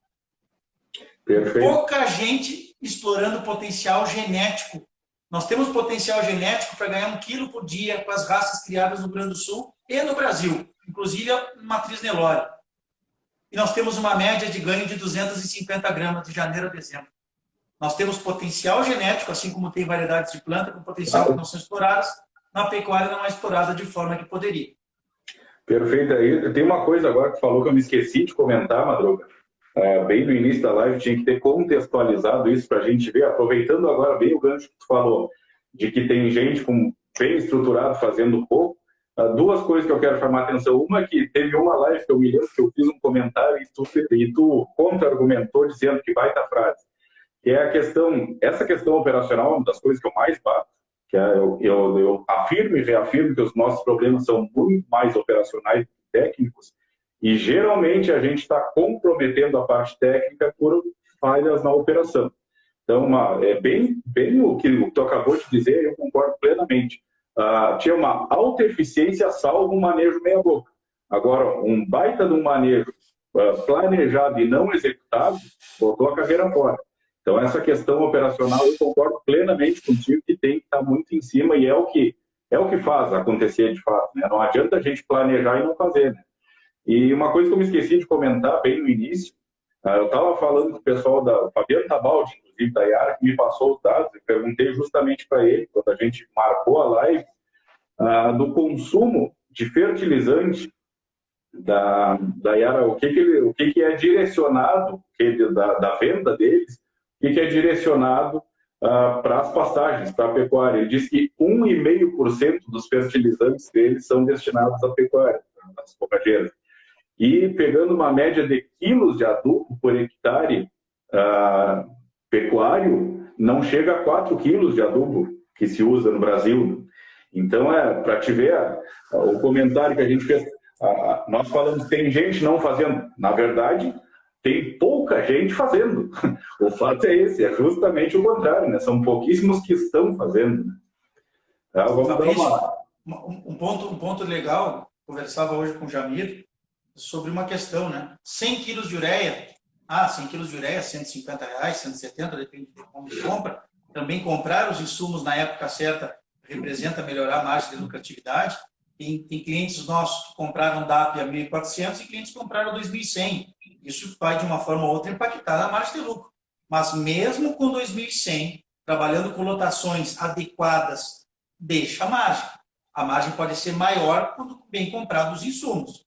A produtividade, ela sempre vai suprir. Obviamente que se eu compro melhor, pago 30% menos todos os insumos, claro. Eu estou atirando isso para a margem de lucro. E, Fabrício, tem gente que tem dúvida do uso da ureia. E uma coisa muito importante, de 2004 a 2010, eu entrei em muitas brigas, discussões, por desconhecimento. Pessoas dizendo, não, pega o dinheiro da suplementação e bota de ureia. Hoje, nos nossos projetos de lavoura de carne, se não são os maiores usos de nitrogênio que tem na pecuária brasileira, estão entre os que mais usam nitrogênio nas pastagens, seja de inverno ou de verão, ou nas anuais ou nas perenes. Nós trabalhamos hoje uma média de 300 quilos de ureia por safra de lavoura, seja de inverno ou de verão. 500 a 600 quilos de ureia. Então, quando a gente começou a cuidar da lavoura de pasto, para ofertar muita matéria seca disponível, que o consumo é em matéria seca, o animal tem 2,5% de matéria seca, conversava hoje com o Jamir sobre o treinamento que nós vamos dar amanhã, eu e o Ian, para a nossa equipe do sul do Brasil, falando 100 quilos de ureia, nós estamos aumentando em 700 a 1.000 quilos de matéria seca. Isso é a capacidade, né, Fabrício, de estar colocando mais 400 quilos de carga. E tem gente que tem dúvida se ureia dá dinheiro. Gente, nitrogênio, quando bem aplicado, em condições ideais de solo, ou com uma ureia protegida, que tem um mecanismo de liberação diferenciado, o fato é que nitrogênio dá potencial de carga. E a suplementação dá potencial de maior desempenho na carga existente. Se alguém em pleno 2020 acha que tem que fazer uma coisa ou outra, é uma tomada de decisão de várias ações conjuntas que levam para o lucro. A contratação de um bom técnico, a execução. Hoje nós temos zootecnistas, veterinários, agrônomos, contratados em grandes projetos para tocar 100 hectares. Porque 100 hectares, Fabrício, de um pivô, é capacidade de trabalhar com 700 a 1.000 animais. O que acontece e entristece a gente? O mais caro é um pivô. Investem R$10.000 o hectare com todos os custos, e quem é o responsável? Muitas vezes na pecuária não tem o responsável. No projeto nós temos o gerente da lavoura de carne. Nós temos alguns gerentes hoje que são as pessoas que monitoram, alimentam um grupo do WhatsApp. O que acontece? Quando é aplicada ureia, quando é aplicado adubo, quando é plantado, quando troca do potreiro, resíduo que entrou, a altura que entrou, resíduo que saiu. Entendeu? Alguém responsável. É muito barato porque dá lucro. Muitas vezes não ter uma pessoa responsável é limitante para desempenho. E ninguém faz uma lavoura sem ter um responsável. E na lavoura de carne tem que ser pensado assim também. Não, perfeito. Estamos completamente de acordo. Hein? Acho que as nossas linhas de raciocínio estão muito, muito próximas. Vamos dar uma corrida nas perguntas aqui, ver o que o pessoal tinha deixado para trás antes. Deixa eu ver aqui, que tem bastante coisa da primeira etapa aqui que o pessoal tinha comentado.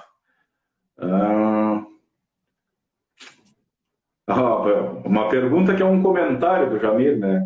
A adubação é custo ou investimento nessas lavouras de carne e leite? Muito investimento para quem colhe certo. Aí que tá, né? Sabendo que temos tipos de nitrogênio diferentes, podem ser mais eficientes nas pastagens. Pô, essa questão tu acabou de falar, né, Madruga? Tem uma questão muito importante. Paiva fez essa pergunta, a questão do uso do nitrogênio. Primeiro, se a gente vai trabalhar com ureia branca, é a que tem a maior concentração de nitrogênio, por consequência, maior relação custo-benefício, a melhor relação custo-benefício por pontos de nitrogênio, contudo, é a que a gente mais perde, né? A que mais volatiliza, tem mais potencial de perda.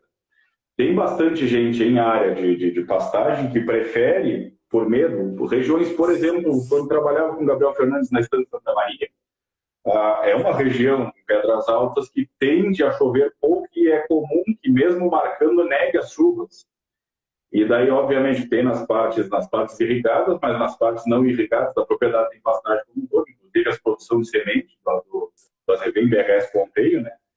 E a tendência deles era aplicar após a chuva, ou seja, botava a ureia na umidade. E daí, nesse tipo de situação, a gente potencializa, acelera a volatilização. Aí vai largar na condição ideal para que ocorra a ação da enzima, vai ter umidade, temperatura e o grânulo da ureia ali disponível para que a urease haja volatilizando boa parte dessa ureia.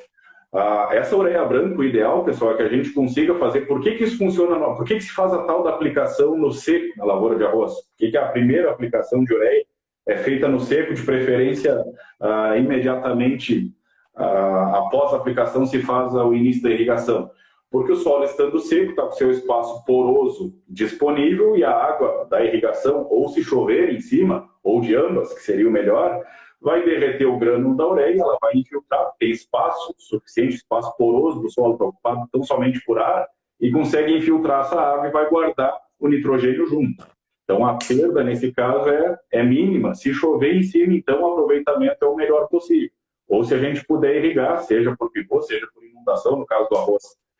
Nesse tipo de situação, a ureia branca, o ideal é que a gente consiga guardar ela no solo com água, seja de chuva, seja de irrigação. Se a gente não tem essa opção, o Madruga citou o caso das ureias protegidas. O que é a ureia protegida? É uma ureia tratada com inibidor de urease, que é a tal da enzima que eu acabei de citar, que degrada a ureia no solo. Então, o tratamento que essa ureia passa faz com que a ação dessa enzima seja limitada e a gente, no mínimo, dobra o período do início do pico da volatilização da ureia e ainda assim, mesmo depois, de uma maneira geral, de 4 a 5 dias para começar a ter um aumento grande de volatilização da ureia branca. No caso da ureia protegida, a gente dobra esse tempo, vai lá para 10. Mas ainda assim, depois de começar a acelerar a volatilização, a curva da ureia protegida de perda por volatilização é muito menor.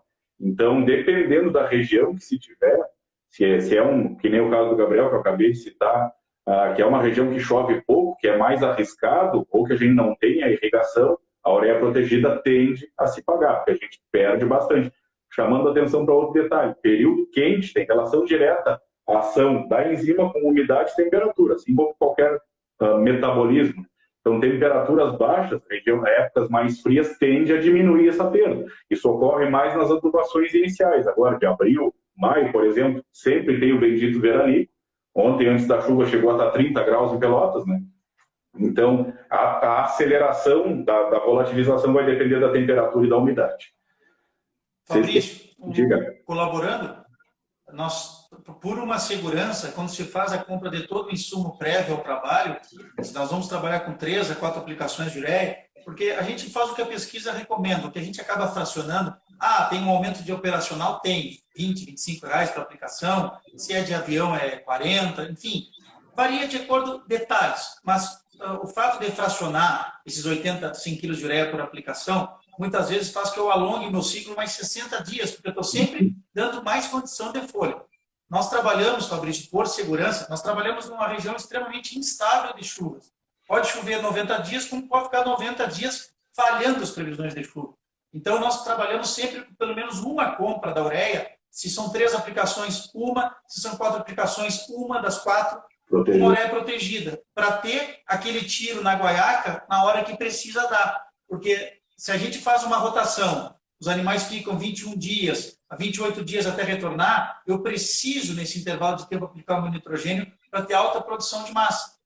Então, assim, é muito importante entender o mecanismo da ureia. Eu tenho mais de 20 grupos de WhatsApp hoje sobre lavoura de carne, e agora, pré-chuva, essas últimas chuvas não negaram, diferente do que aconteceu no verão, negou em muitos lugares. Sim. Esses últimos 30 dias, o que prometeu choveu. E foi uma movimentação gigantesca de compra de ureia.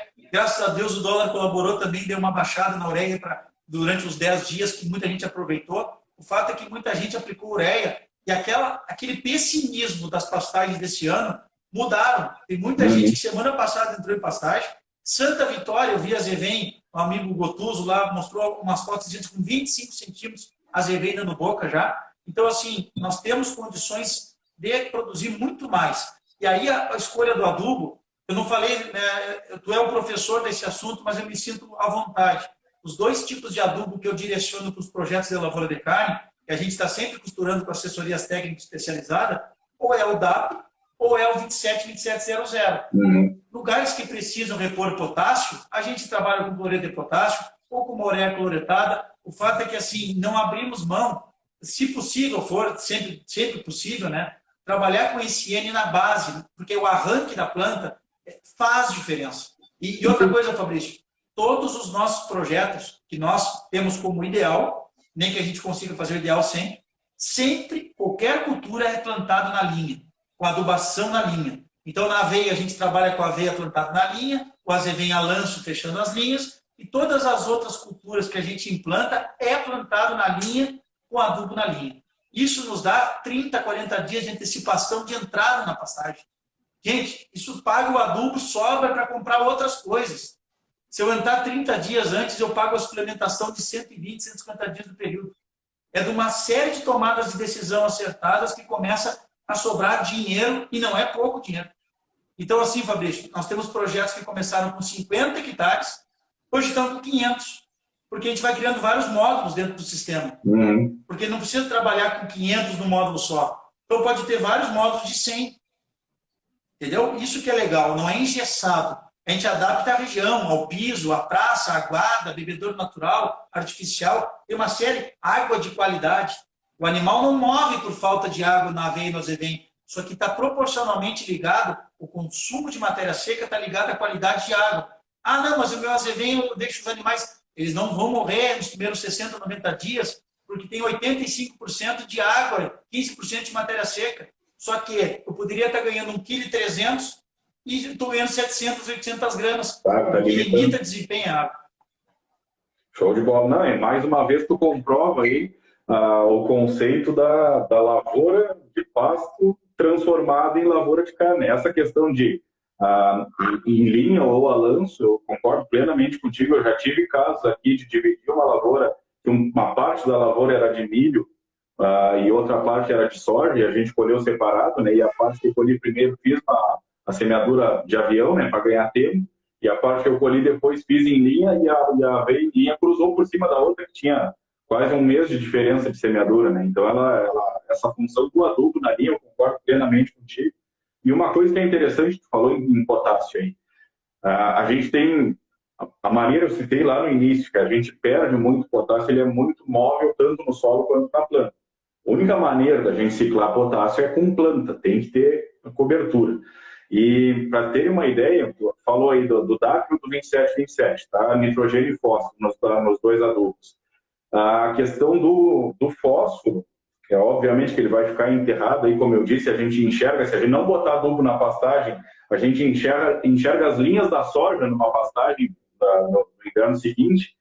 Então, o fósforo, ele realmente fica no sistema, e a extração do fósforo, pensando num azevém aí, por tonelada produzida, não dá 1 quilo de fósforo, é 0,7. E o potássio é 26.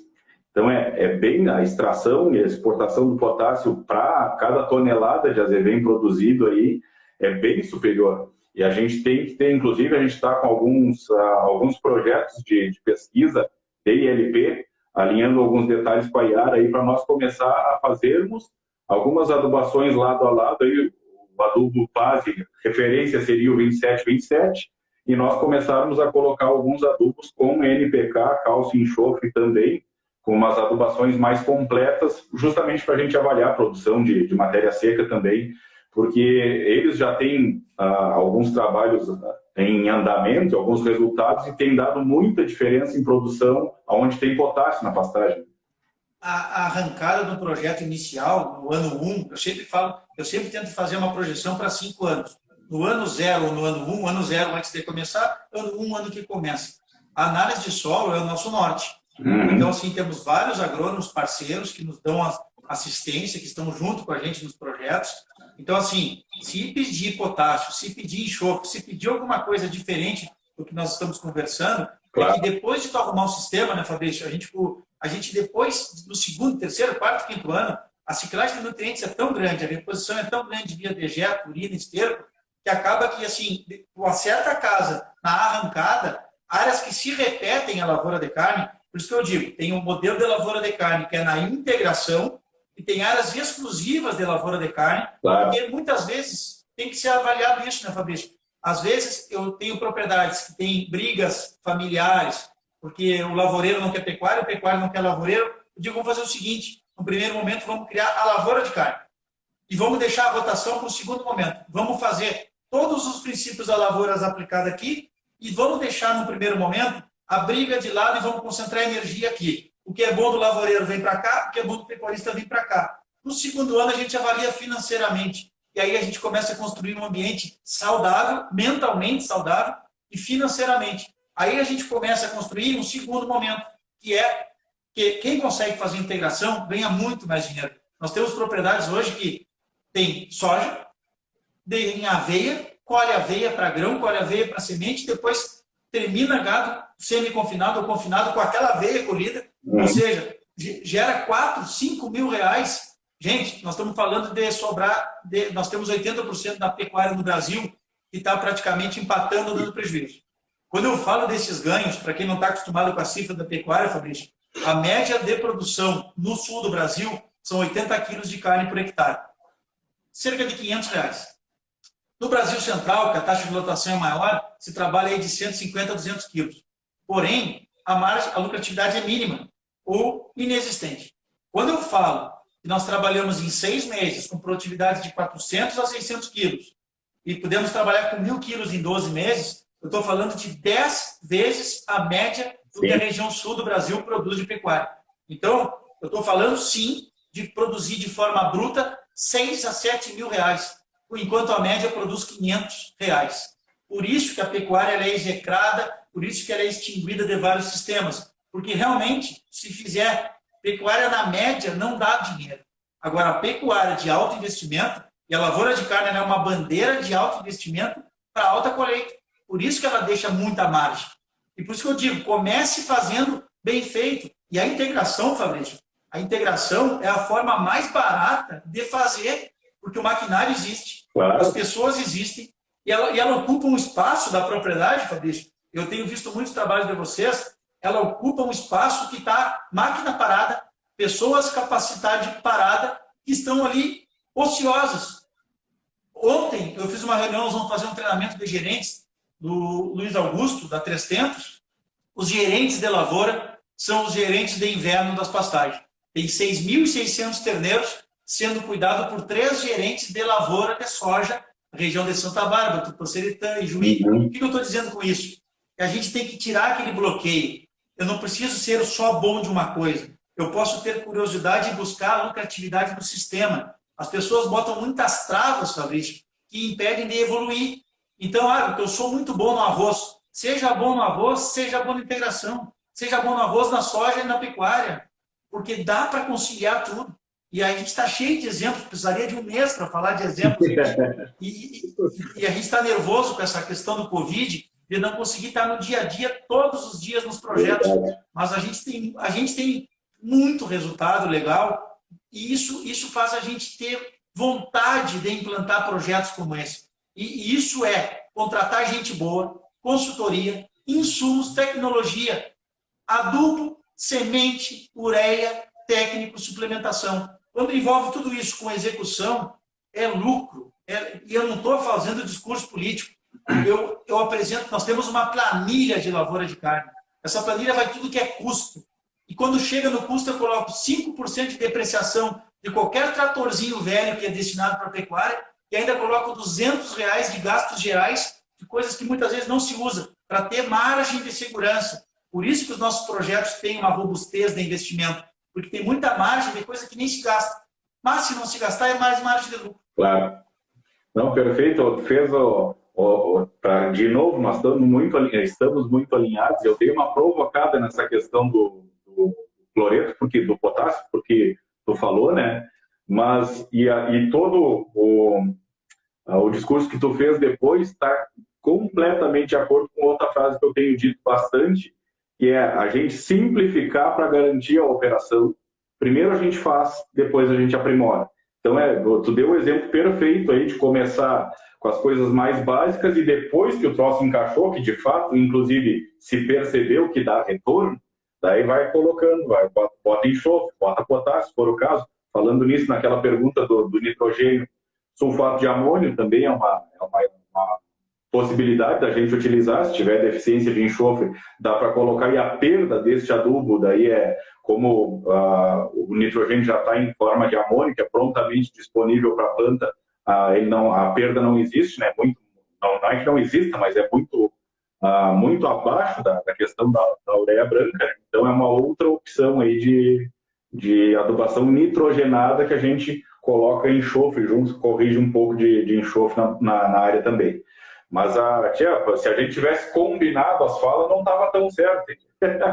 A gente fez questão, né, Fabrício? A gente fez questão de não conversar sobre a live antes, para que fosse uma conversa informal, para que a gente possa falar realmente o que a gente está fazendo.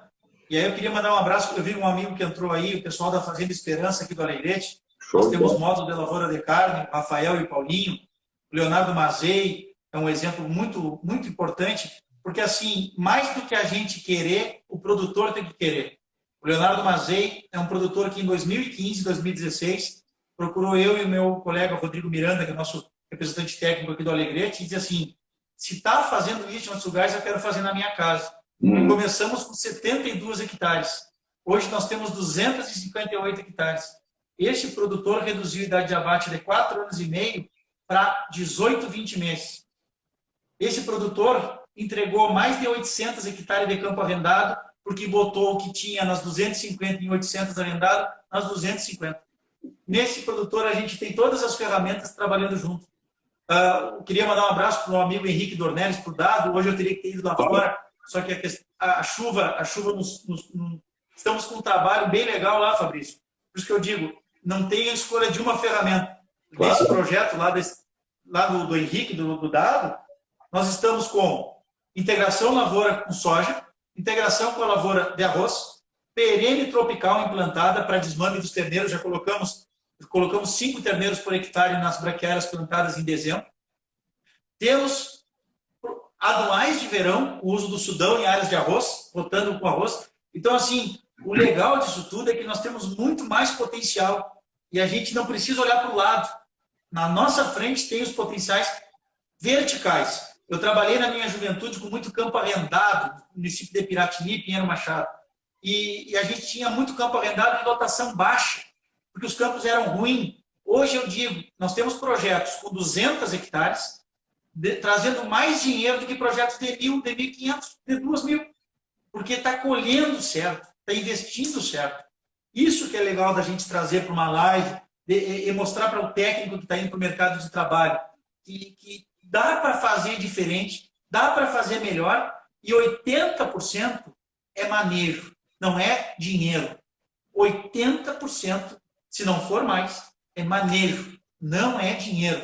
O dinheiro a gente precisa, muitas vezes eu digo, nós vamos usar o mesmo montante, só que de forma pontual, de forma concentrada. E a gente muitas vezes não aumenta a despesa, muito pelo contrário. E outra coisa, investir em tecnologia de nutrição para a planta e para o rumen diminui o custo de produção. Nós temos diminuído de 10% a 20% o custo de produção, aumentando o desempenho individual. Então, suplementação é ferramenta de baixar custo. Quando as pessoas pensam assim, mas eu vou gastar com suplementação? Gente, suplementação que custa 100 gramas e incrementa 300, está deixando 200 gramas de margem líquida. 300 gramas de investimento, de incremento, são R$ 2,10. Em média, as ferramentas que eu comento da empresa que eu trabalho, e tem outras empresas fazendo bons trabalhos também no mercado, a nossa média de investimento são 100 gramas desse ganho adicional. O que são 300 gramas de ganho adicional, Fabrício? Se eu já tenho 800 gramas de ganho, eu vou levar para 1,1 kg. Se eu tenho 700 gramas, eu vou levar para 1 kg. Se eu tenho 1 kg, eu levo para 1,300. Então, a gente tem que ter um ponto de partida. Não se fiem que todo projeto ganha 1 kg, porque não ganha 1 kg. Nós temos, o que mais nós fazemos há 16 anos dentro do Rio Grande do Sul é medir, é balança. Quem tem o dado para responder é balança. Digestibilidade a gente interpreta pelo esterco, mas ganho de peso e lucratividade vem através da balança.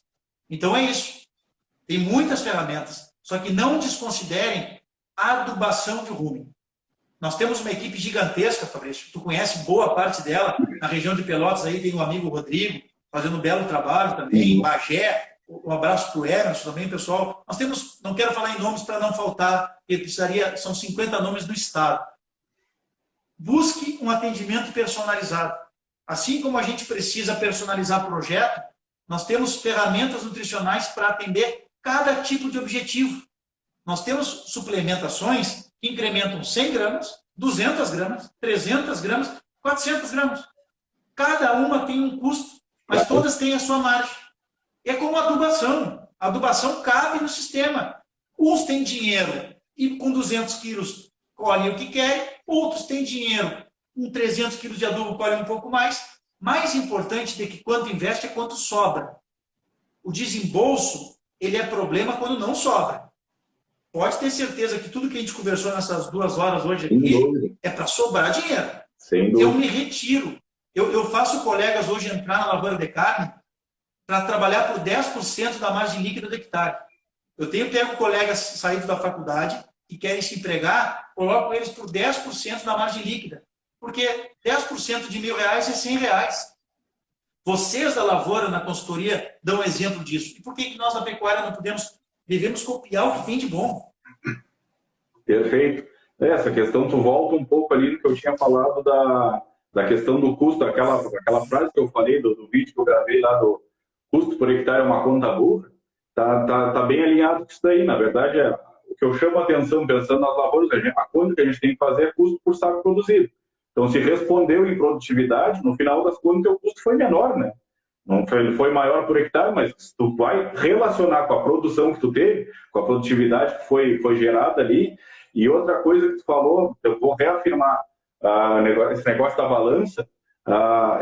Inclusive, é uma das frases que eu uso com frequência, que quem convence o produtor, e tu reafirmou isso agora, não somos nós, não é a pesquisa, não é o nosso discurso, é a balança. A balança é que no frigir dos ovos, lá no final, do resultado final, é que vai convencer se sim ou se não. E isso daí é uma coisa extremamente importante da gente fazer, quem não mede não sabe, né? Então não tem como, a gente, inclusive, para avaliar um manejo que foi feito, se tu não medir ele, como é que tu vai chegar na conclusão se deu certo, se não deu? Então essa questão, por incrível que pareça, a gente tem bastante dificuldade de gerar dados internos ainda. Nós temos clientes no Rio Grande do Sul com 6, 7 mil cabeças, chipado, gado que nós temos certeza de quanto ganha cada indivíduo. E não bota dificuldade em medir, porque a gente concilia a pesagem com os manejos sanitários. Os manejos, o detalhe importante, além de ajustar a carga, outro cuidado muito grande dentro da lavoura de carne é o manejo preventivo de verminose e tristeza parasitária subclínica. São 2 fatores ocultos que roubam o lucro do produtor. Então, dentro da lavoura de carne, a gente toma essa preocupação. Fabrício, tem produtores com 300 cabeças que dizem, eu não posso pesar porque aqui é muito gado. E tenho gente com 6, 7 mil cabeças pesando sem botar dificuldade. Sugestão, para quem não pesa, Fabrício, comece a pesar por amostragem. E não uma amostragem ponta cortada, porque ponta cortada é melhor do que ter nada, mas não é exatidão. Eu sugiro, eu faço isso em muitas propriedades, pegue 50 brincos, escolha 50 animais, pegue 10% de um lote e pese sempre aqueles 50 animais. Faça a avaliação dos mesmos indivíduos, porque ponta cortada, de novo, é melhor do que não ter controle algum. Só que assim, é muito simples. Ah, minha balança é velha, é de caixa, minha balança é ruim. Gente, manejou com 500 animais, os 50, os 30, os 40 animais que são referência, pesem estes.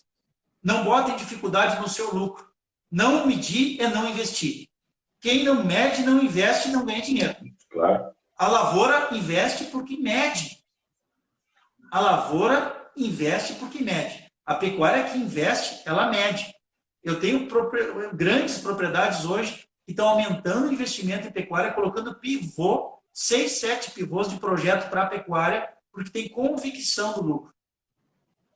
Então, assim, a integração é o caminho mais fácil de fazer isso aí, mas não deixe de fazer o básico, que é medir.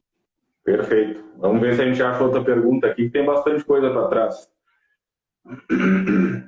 Não sei se tu quer ver alguma pergunta, enquanto eu estou procurando da outra parte da live ainda. Estou procurando da primeira parte. Se quiser dar meio uma curto de vista aqui. Vou deixar para ti. Deixa eu ver aqui. Vamos ver para essa parte de agora, então, que eu estava só olhando a parte de...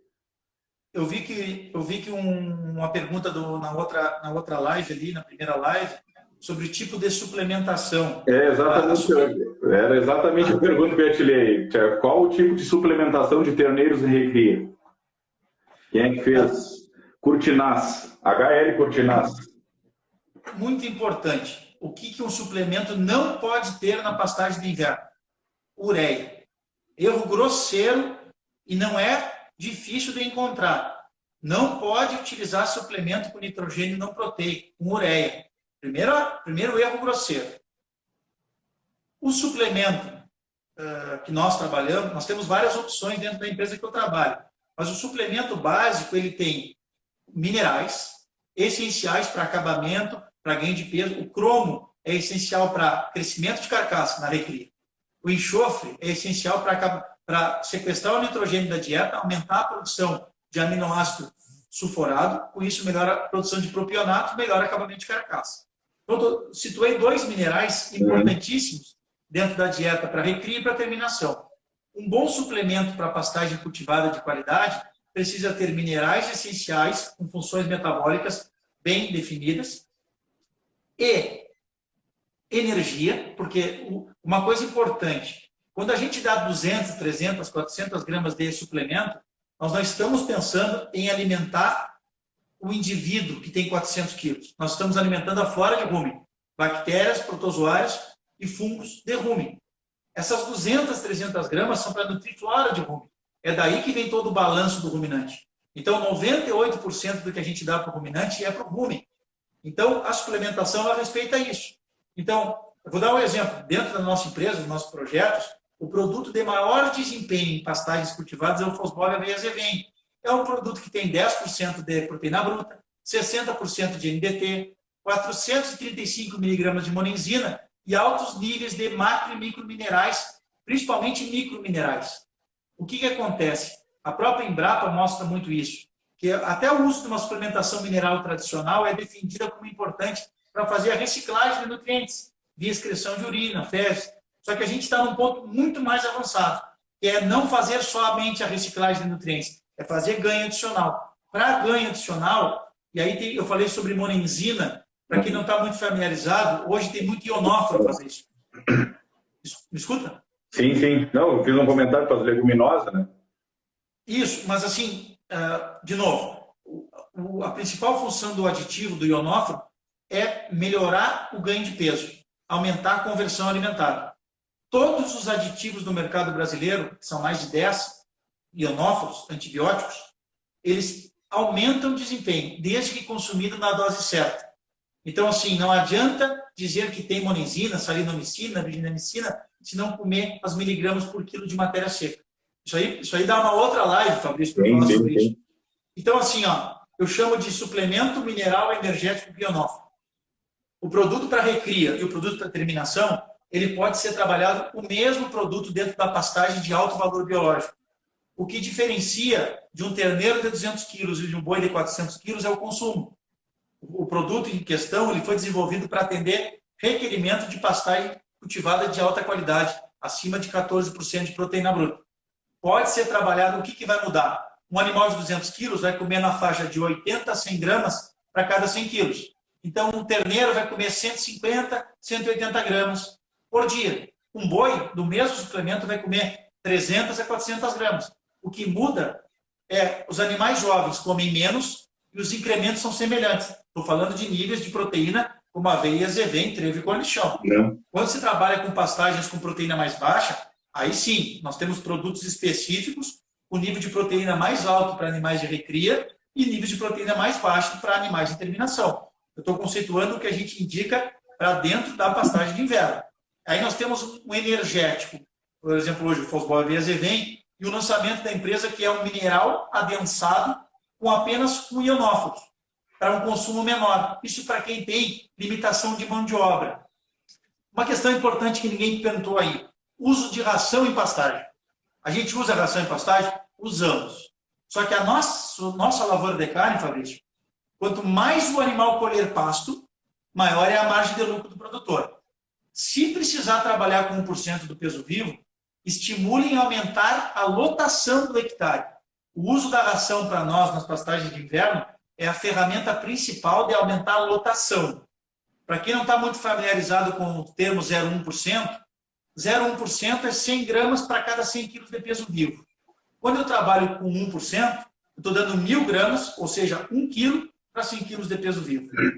Quando eu supero 0,5% do peso vivo, que é o meio do caminho dessas duas que eu falei, eu começo a fazer efeito substitutivo. O animal começa a comer no coxo e pasta menos. Se eu preciso fazer isso, a ferramenta da ração é importante, mas via de regra, quando a gente dá a ração numa pastagem de alto valor biológico, o animal muda o hábito fisiológico de pastejo. Muitas vezes eu estou ganhando 1,2 kg, 1,3 kg na pastagem. Se eu boto um coxo de ração de alto consumo ou forneço 1% do peso vivo em ração, eu posso não ter um ganho adicional, porque eu mudei o hábito fisiológico de pastejo. Na nossa indicação, que a gente trabalha com muita relação de folha para o animal colher, o 0,1% do peso vivo que a gente trabalha como prioridade tem um investimento 3 a 4 vezes menor que a ração, um operacional muito mais simples, feito com coxo de alto consumo ou coxo normal, coberto. E mais importante de tudo, a gente usa a ração, esse dinheiro da ração, que muitas vezes não precisaria no inverno, pode ser utilizado lá no final, em outubro, novembro e dezembro, para terminar esse boi para o mercado frigorífico. Então, a gente pega, às vezes, o mesmo investimento, ao invés de eu investir R$3 por boi na pastagem de inverno, uma boa pastagem, eu pego esses R$3 de 150 dias, são R$450. Eu tenho dinheiro para dar ração para um boi por 100 dias lá no verão, quando eu não tenho a qualidade da pastagem ou não tenho nem pastagem. Aí eu pego 60 centavos de média agora no inverno e invisto por cabeça. E eu consigo ter uma lucratividade muito grande. E às vezes eu estou usando o mesmo dinheiro que eu usaria só no inverno para todo o período. E eu consigo terminar um boi bem acabado para janeiro, fevereiro. Teoricamente é o pico de preço do boi bem acabado de 14, 16 meses. E nessa linha de raciocínio que estava falando aí, se tem o caso da utilização da ração, daí, pelo que eu entendi, tu está priorizando mais o ganho por hectare, diminuindo o desempenho individual, no caso, né? O foco daí não é o desempenho do indivíduo. Não necessariamente.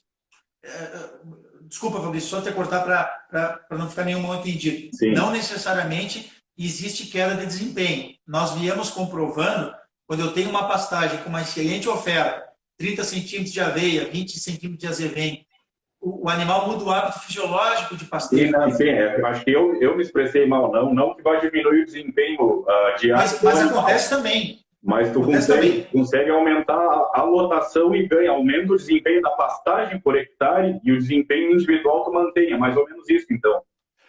Perfeito. O 1% do peso vivo, o animal, o ruminante consome 2,5. Quando eu dou 1% do peso vivo, 1 de 2,5 é 40%. Quando eu estou dando 40% da dieta no coxo, eu tô dando um sinal de luz dizendo aumente em 40% a lotação. De uma boa pastagem. Agora, a minha pastagem é horrível. Aí é necessário o uso da ração. Claro. Estou falando do melhor dos mundos, onde 20 centímetros de azevém, 30 de aveia. Assim, ó, melhor dos mundos. Sim. Quando a gente coloca uma cerca elétrica no meio, trabalha com 0,1% e com 1% no manejo de oferta de forragem ideal, seja com 8%, 10% de oferta, quando a gente trabalha nas condições ideais, muitas vezes, quando é que eu trabalho com ração? Eu faço um pastoreio horário, eu deixo os animais 6 a 8 horas na pastagem, tiro ele das pastagens, nas áreas de festuca, trevo e cornichão, faço muito isso. Trabalho com 1% com farelos, com grãos, colocando nossos núcleos de confinamento, e eu deixo os animais durante 4 horas a 8 horas dentro da praça, para que ele não pisoteie desnecessariamente. E outra coisa, tem muita perda de energia pelo animal ficar caminhando, como a gente diz, a campo à toa. Então, quando eu concentro os animais em meio hectare e 1 hectare para dar a ração, eu estou fazendo um ganho adicional. O que ele pasta de muita qualidade, que ele pega 70%, 80%, eu estou dando no coxo o complemento. Aí eu tenho ganho adicional e preservo a pastagem. Então, eu evito o pisoteio desnecessário, a caminhada desnecessária que gasta energia. Então, muitas vezes, eu tenho uma mesma dieta de um produtor ganhando 1,5 kg e outro ganhando 700 gramas. Esse produtor de 1,5 kg, o animal está caminhando em 20 hectares. O outro que ganha 750 está caminhando em 500 hectares. Ou seja, o gasto energético é muito grande. E é o mesmo que a gente usa para ganhar peso, para botar energia e acabamento. Show de bola. Não, acho que ficou esclarecido, era só para alinhar, porque como tu falou bastante, para a gente resumir, fazer o resumo da ópera que tu tinha dito, né? Então, acho que nós temos só no Rio Grande do Sul, Fabrício, 46 fábricas de ração, clientes nossas parceiras. A ração, que nem eu digo, eu falo para as cooperativas que têm como foco a venda de ração. Ajudem o produtor a ganhar muito dinheiro. Investir o que precisa nas pastagens de inverno e guardem esse recurso para ser usado no momento extremamente necessário. E normalmente, nas integrações, a partir de outubro, esse gado tem que sair do sistema, seja da soja, ou seja do arroz, nas áreas de preparo. O fato é que tem que tirar o gado. Então, o uso da ração, para quando tem muita qualidade forrageira, pode ser esperado, pode ser substituído. Se utilizar ração, eu te digo, 95% dos nossos projetos, quando eu uso ração, eu viso aumentar a lotação do hectare. Sim, daí tu consegue, aumenta o desempenho por hectare e mantendo o desempenho individual, é isso, né? Como meta mínima, manter o desempenho, mas aumentar o desempenho do hectare. Beleza. Só para a gente fazer um resumo, assim, para fazer o fechamento. Vamos ver o que mais tem aqui. Fabrício, cuidem quem compra ração comercial para não utilizar no inverno ração que tenha ureia. Sim, isso falou bem no início. Como é que a pessoa identifica numa sacaria de ração ou de energético a ureia? Através da sigla NNP, quer dizer, nitrogênio não proteico. Só é indicado utilizar NNP nos últimos 20, 30 dias da pastagem de aveia e de azevém, campeiramente, como a gente fala, encanou. A pastagem no final desse ciclo. A qualidade despencou. E daí se compensa, no caso. Campo nativo adubado nesse contexto de perene, tem alguma experiência de campo nativo adubado? Sim. Trabalhamos com muitos projetos aí, intensivando partes de campo com adubo e com ureia, com sobressemeadura, inclusive de azevém, para que a gente tenha maior volume de qualidade no inverno, porque o campo nativo, a gente tem muitas variedades de gramínea e leguminosa, então, falar de campo nativo, a gente não sabe de qual campo nativo nós estamos falando exatamente. Claro. O fato é que a gente vem melhorando muitas áreas, sim. Eu dei o exemplo da Fazenda Esperança, aí nós temos 42 hectares hoje, trabalhamos em 2 parcelas de 21, trabalhamos com 180 a 200 novilhos e novilhas dentro dessa área, trabalhando com o mesmo conceito de lavoura de carne, adubação anual e com aplicações de nitrogênio para ter mais potencial. Tem vários trabalhos. O campo nativo ele é uma bela ferramenta. A qualidade do campo nativo que tem que ser avaliada de quando investir ou não investir. Se tem presença de anone, se não tem presença de anone, se é um campo fino, se não é um campo. Nós estamos falando de investir em pastagens anuais de verão. Hoje, tem muitos projetos, Fabrício, e nós não estamos mais investindo em pastagem anual de verão pelo risco da seca. Nós estamos sim adubando o campo nativo e fazendo no potencial, porque aí sim, aí muda de figura. De primavera, verão e outono, um campo nativo de qualidade tem muito potencial produtivo. Sim. Então, se eu tenho um campo fino, eu posso fazer a minha lavoura de carne em cima do campo nativo, com certeza. Trabalhando com suplementações aí para ganhos superiores a 1 quilo. Hoje nós temos nas pastagens de verão ou nos campos nativos ganhos superiores a 1 quilo, semelhantes às pastagens de inverno. Perfeito. Não, e daí pega esses campos mais finos, que tem capim melador, grama forquilha, pega-pega, a gente tem um potencial forrageiro nativo bastante grande, né? Dando o meu relato de caso, voltando a falar da Estância da Maria, trabalhando com o Gabriel lá, nós fazíamos umas roçadas mais ou menos semelhante com o período dos preparos de verão para as áreas de arroz, é um manejo de melhoramento de campo nativo que a gente fazia lá. Às vezes só com roçada, às vezes com dessecação, dependendo de uma área com muita uva, por exemplo, gravatar, algumas coisas mais difíceis. Fazia um manejo químico e mecânico, mas na maior parte dos casos só um manejo mecânico com sobressemeadura de azevém. E geralmente trabalhando com o bendito 27 para a gente ganhar tempo e fazer uma única operação, botando nitrogênio e fósforo na mesma operação. Mas é mais ou menos nessa linha aí, algum campo mais fino, como tu disse, fazendo um manejo de final de inverno, início de primavera, também para beneficiar aí, dar uma afinada no campo para que essas leguminosas nativas venham com mais força no início da primavera, né? E pode ser feito estrategicamente no mês de fevereiro, março, visando estrategicamente um desmame. Tem o balanço forrageiro, né, Fabrício? Eu acho que dentro de um projeto de pecuária, seja na lavoura de carne ou numa pecuária tradicional, nós não podemos ter vazio forrageiro. Eu digo palha de arroz. Palha de arroz é um alimento de pouca qualidade. Só que a palha é muito melhor. Antes de ter qualidade, eu tenho que ter o volume necessário. Então, vacas prenhas, eu posso manter 60, 90 dias uma vaca prenha.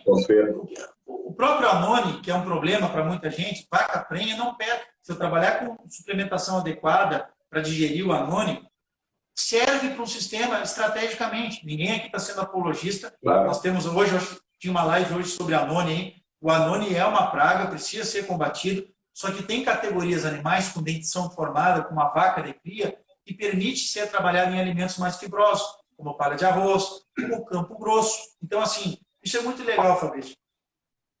Escolher a categoria certa para o tipo de pasto existente. Dentro de uma mesma propriedade, a gente chega a ter 3, 4 tipos de relevo e de pasto nativo diferente. Então, e outra questão importante sobre lavoura de carne. As categorias de recria e terminação, elas são visíveis e perceptíveis ao lucro para o produtor. Então, muitas vezes, fazer esse investimento e trabalhar com uma vaca de cria pode gerar uma frustração. Mesmo a gente sabendo, tem muitos sistemas da ILP, isso é legal de falar, Fabrício.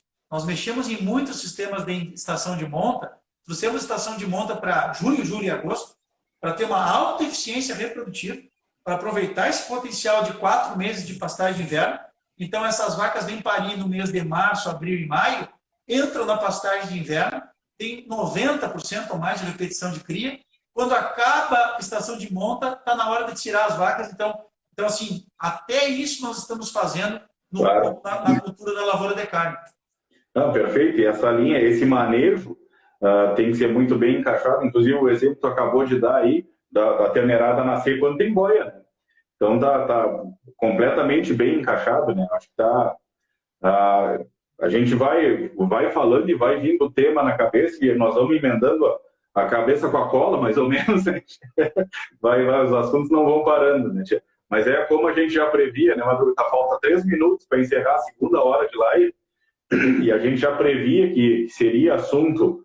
Isso que a gente resolveu compartimentar o assunto, falar da estratégia mais outono e inverno, e ainda assim a gente se estendeu a 2 horas de conversa, e se a gente seguir, tá? Não baixa de 100 telespectadores aí, né? A gente seguiria a noite adentro, mas eu acho que até para a gente guardar um pouco de tema aí para fazer mais umas conversas daqui para frente, né? Como a gente já previu que teria pouco tempo para tanto assunto, ainda mais a gente se deixando para conversar de fato ao vivo, para que a gente fosse pegando o gancho do outro, pegando a interação do pessoal do chat aí, e aconteceu perfeitamente como a gente pensou em fazer, né? Foi bem, de uma maneira bem natural, um bate-papo de fato, e a gente juntando várias questões técnico-operacionais e fazendo o bendito do link com a integração da lavoura com a pecuária, os benefícios de um lado para o outro.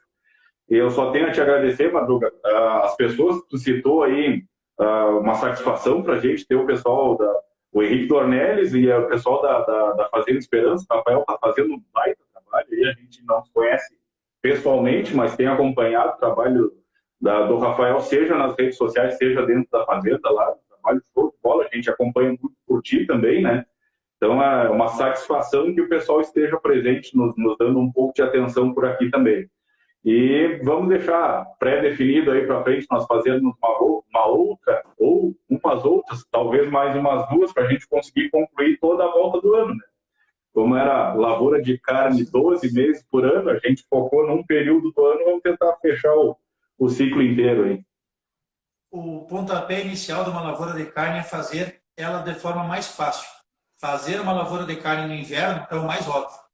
Só que só no inverno é um desperdício. Então, criar estruturas alimentares dentro dos sistemas para que tu possa, durante 12 meses, ter alta eficiência e convivendo com sistemas de lavoura, não concorrendo, convivendo. Tem muito potencial produtivo subutilizado, que pode ser conciliado e deve ser conciliado. Nós temos aí hoje mais de 140 projetos de 50 a 1.000 hectares e nós temos um projeto aí de um amigo que nos escuta lá de Santiago, com 1.600 hectares dentro do conceito de lavoura de carne. Eu queria dizer o seguinte, não importa o tamanho da área, importa a lucratividade que o hectare vai deixar. Então essa é a ferramenta que eu quero deixar para todo mundo aí. Comece mais fácil, aplique, meça, não tenha medo de investir, investa em coisas certas. Os nossos contatos ficam à disposição, nós temos o maior prazer em prestar esse tipo de conhecimento. Nós somos, na verdade, Fabrício, um porta-voz das coisas que deram certo, porque antes de darem certo, algumas vezes deram errado. Então, o que já deu errado em algumas propriedades, nós não precisamos que outros errem. Então, a gente nada mais é que, com 40 anos aí, estamos fazendo este ano, com 16 anos de mercado, o que a gente faz? A gente repete o que dá certo, evita de fazer o que deu errado e vai colocando o que a pesquisa traz para o campo de forma aplicada. Não existe um fator isolado, é tudo junto. Perfeito. Um grande abraço, meu amigo, foi uma satisfação.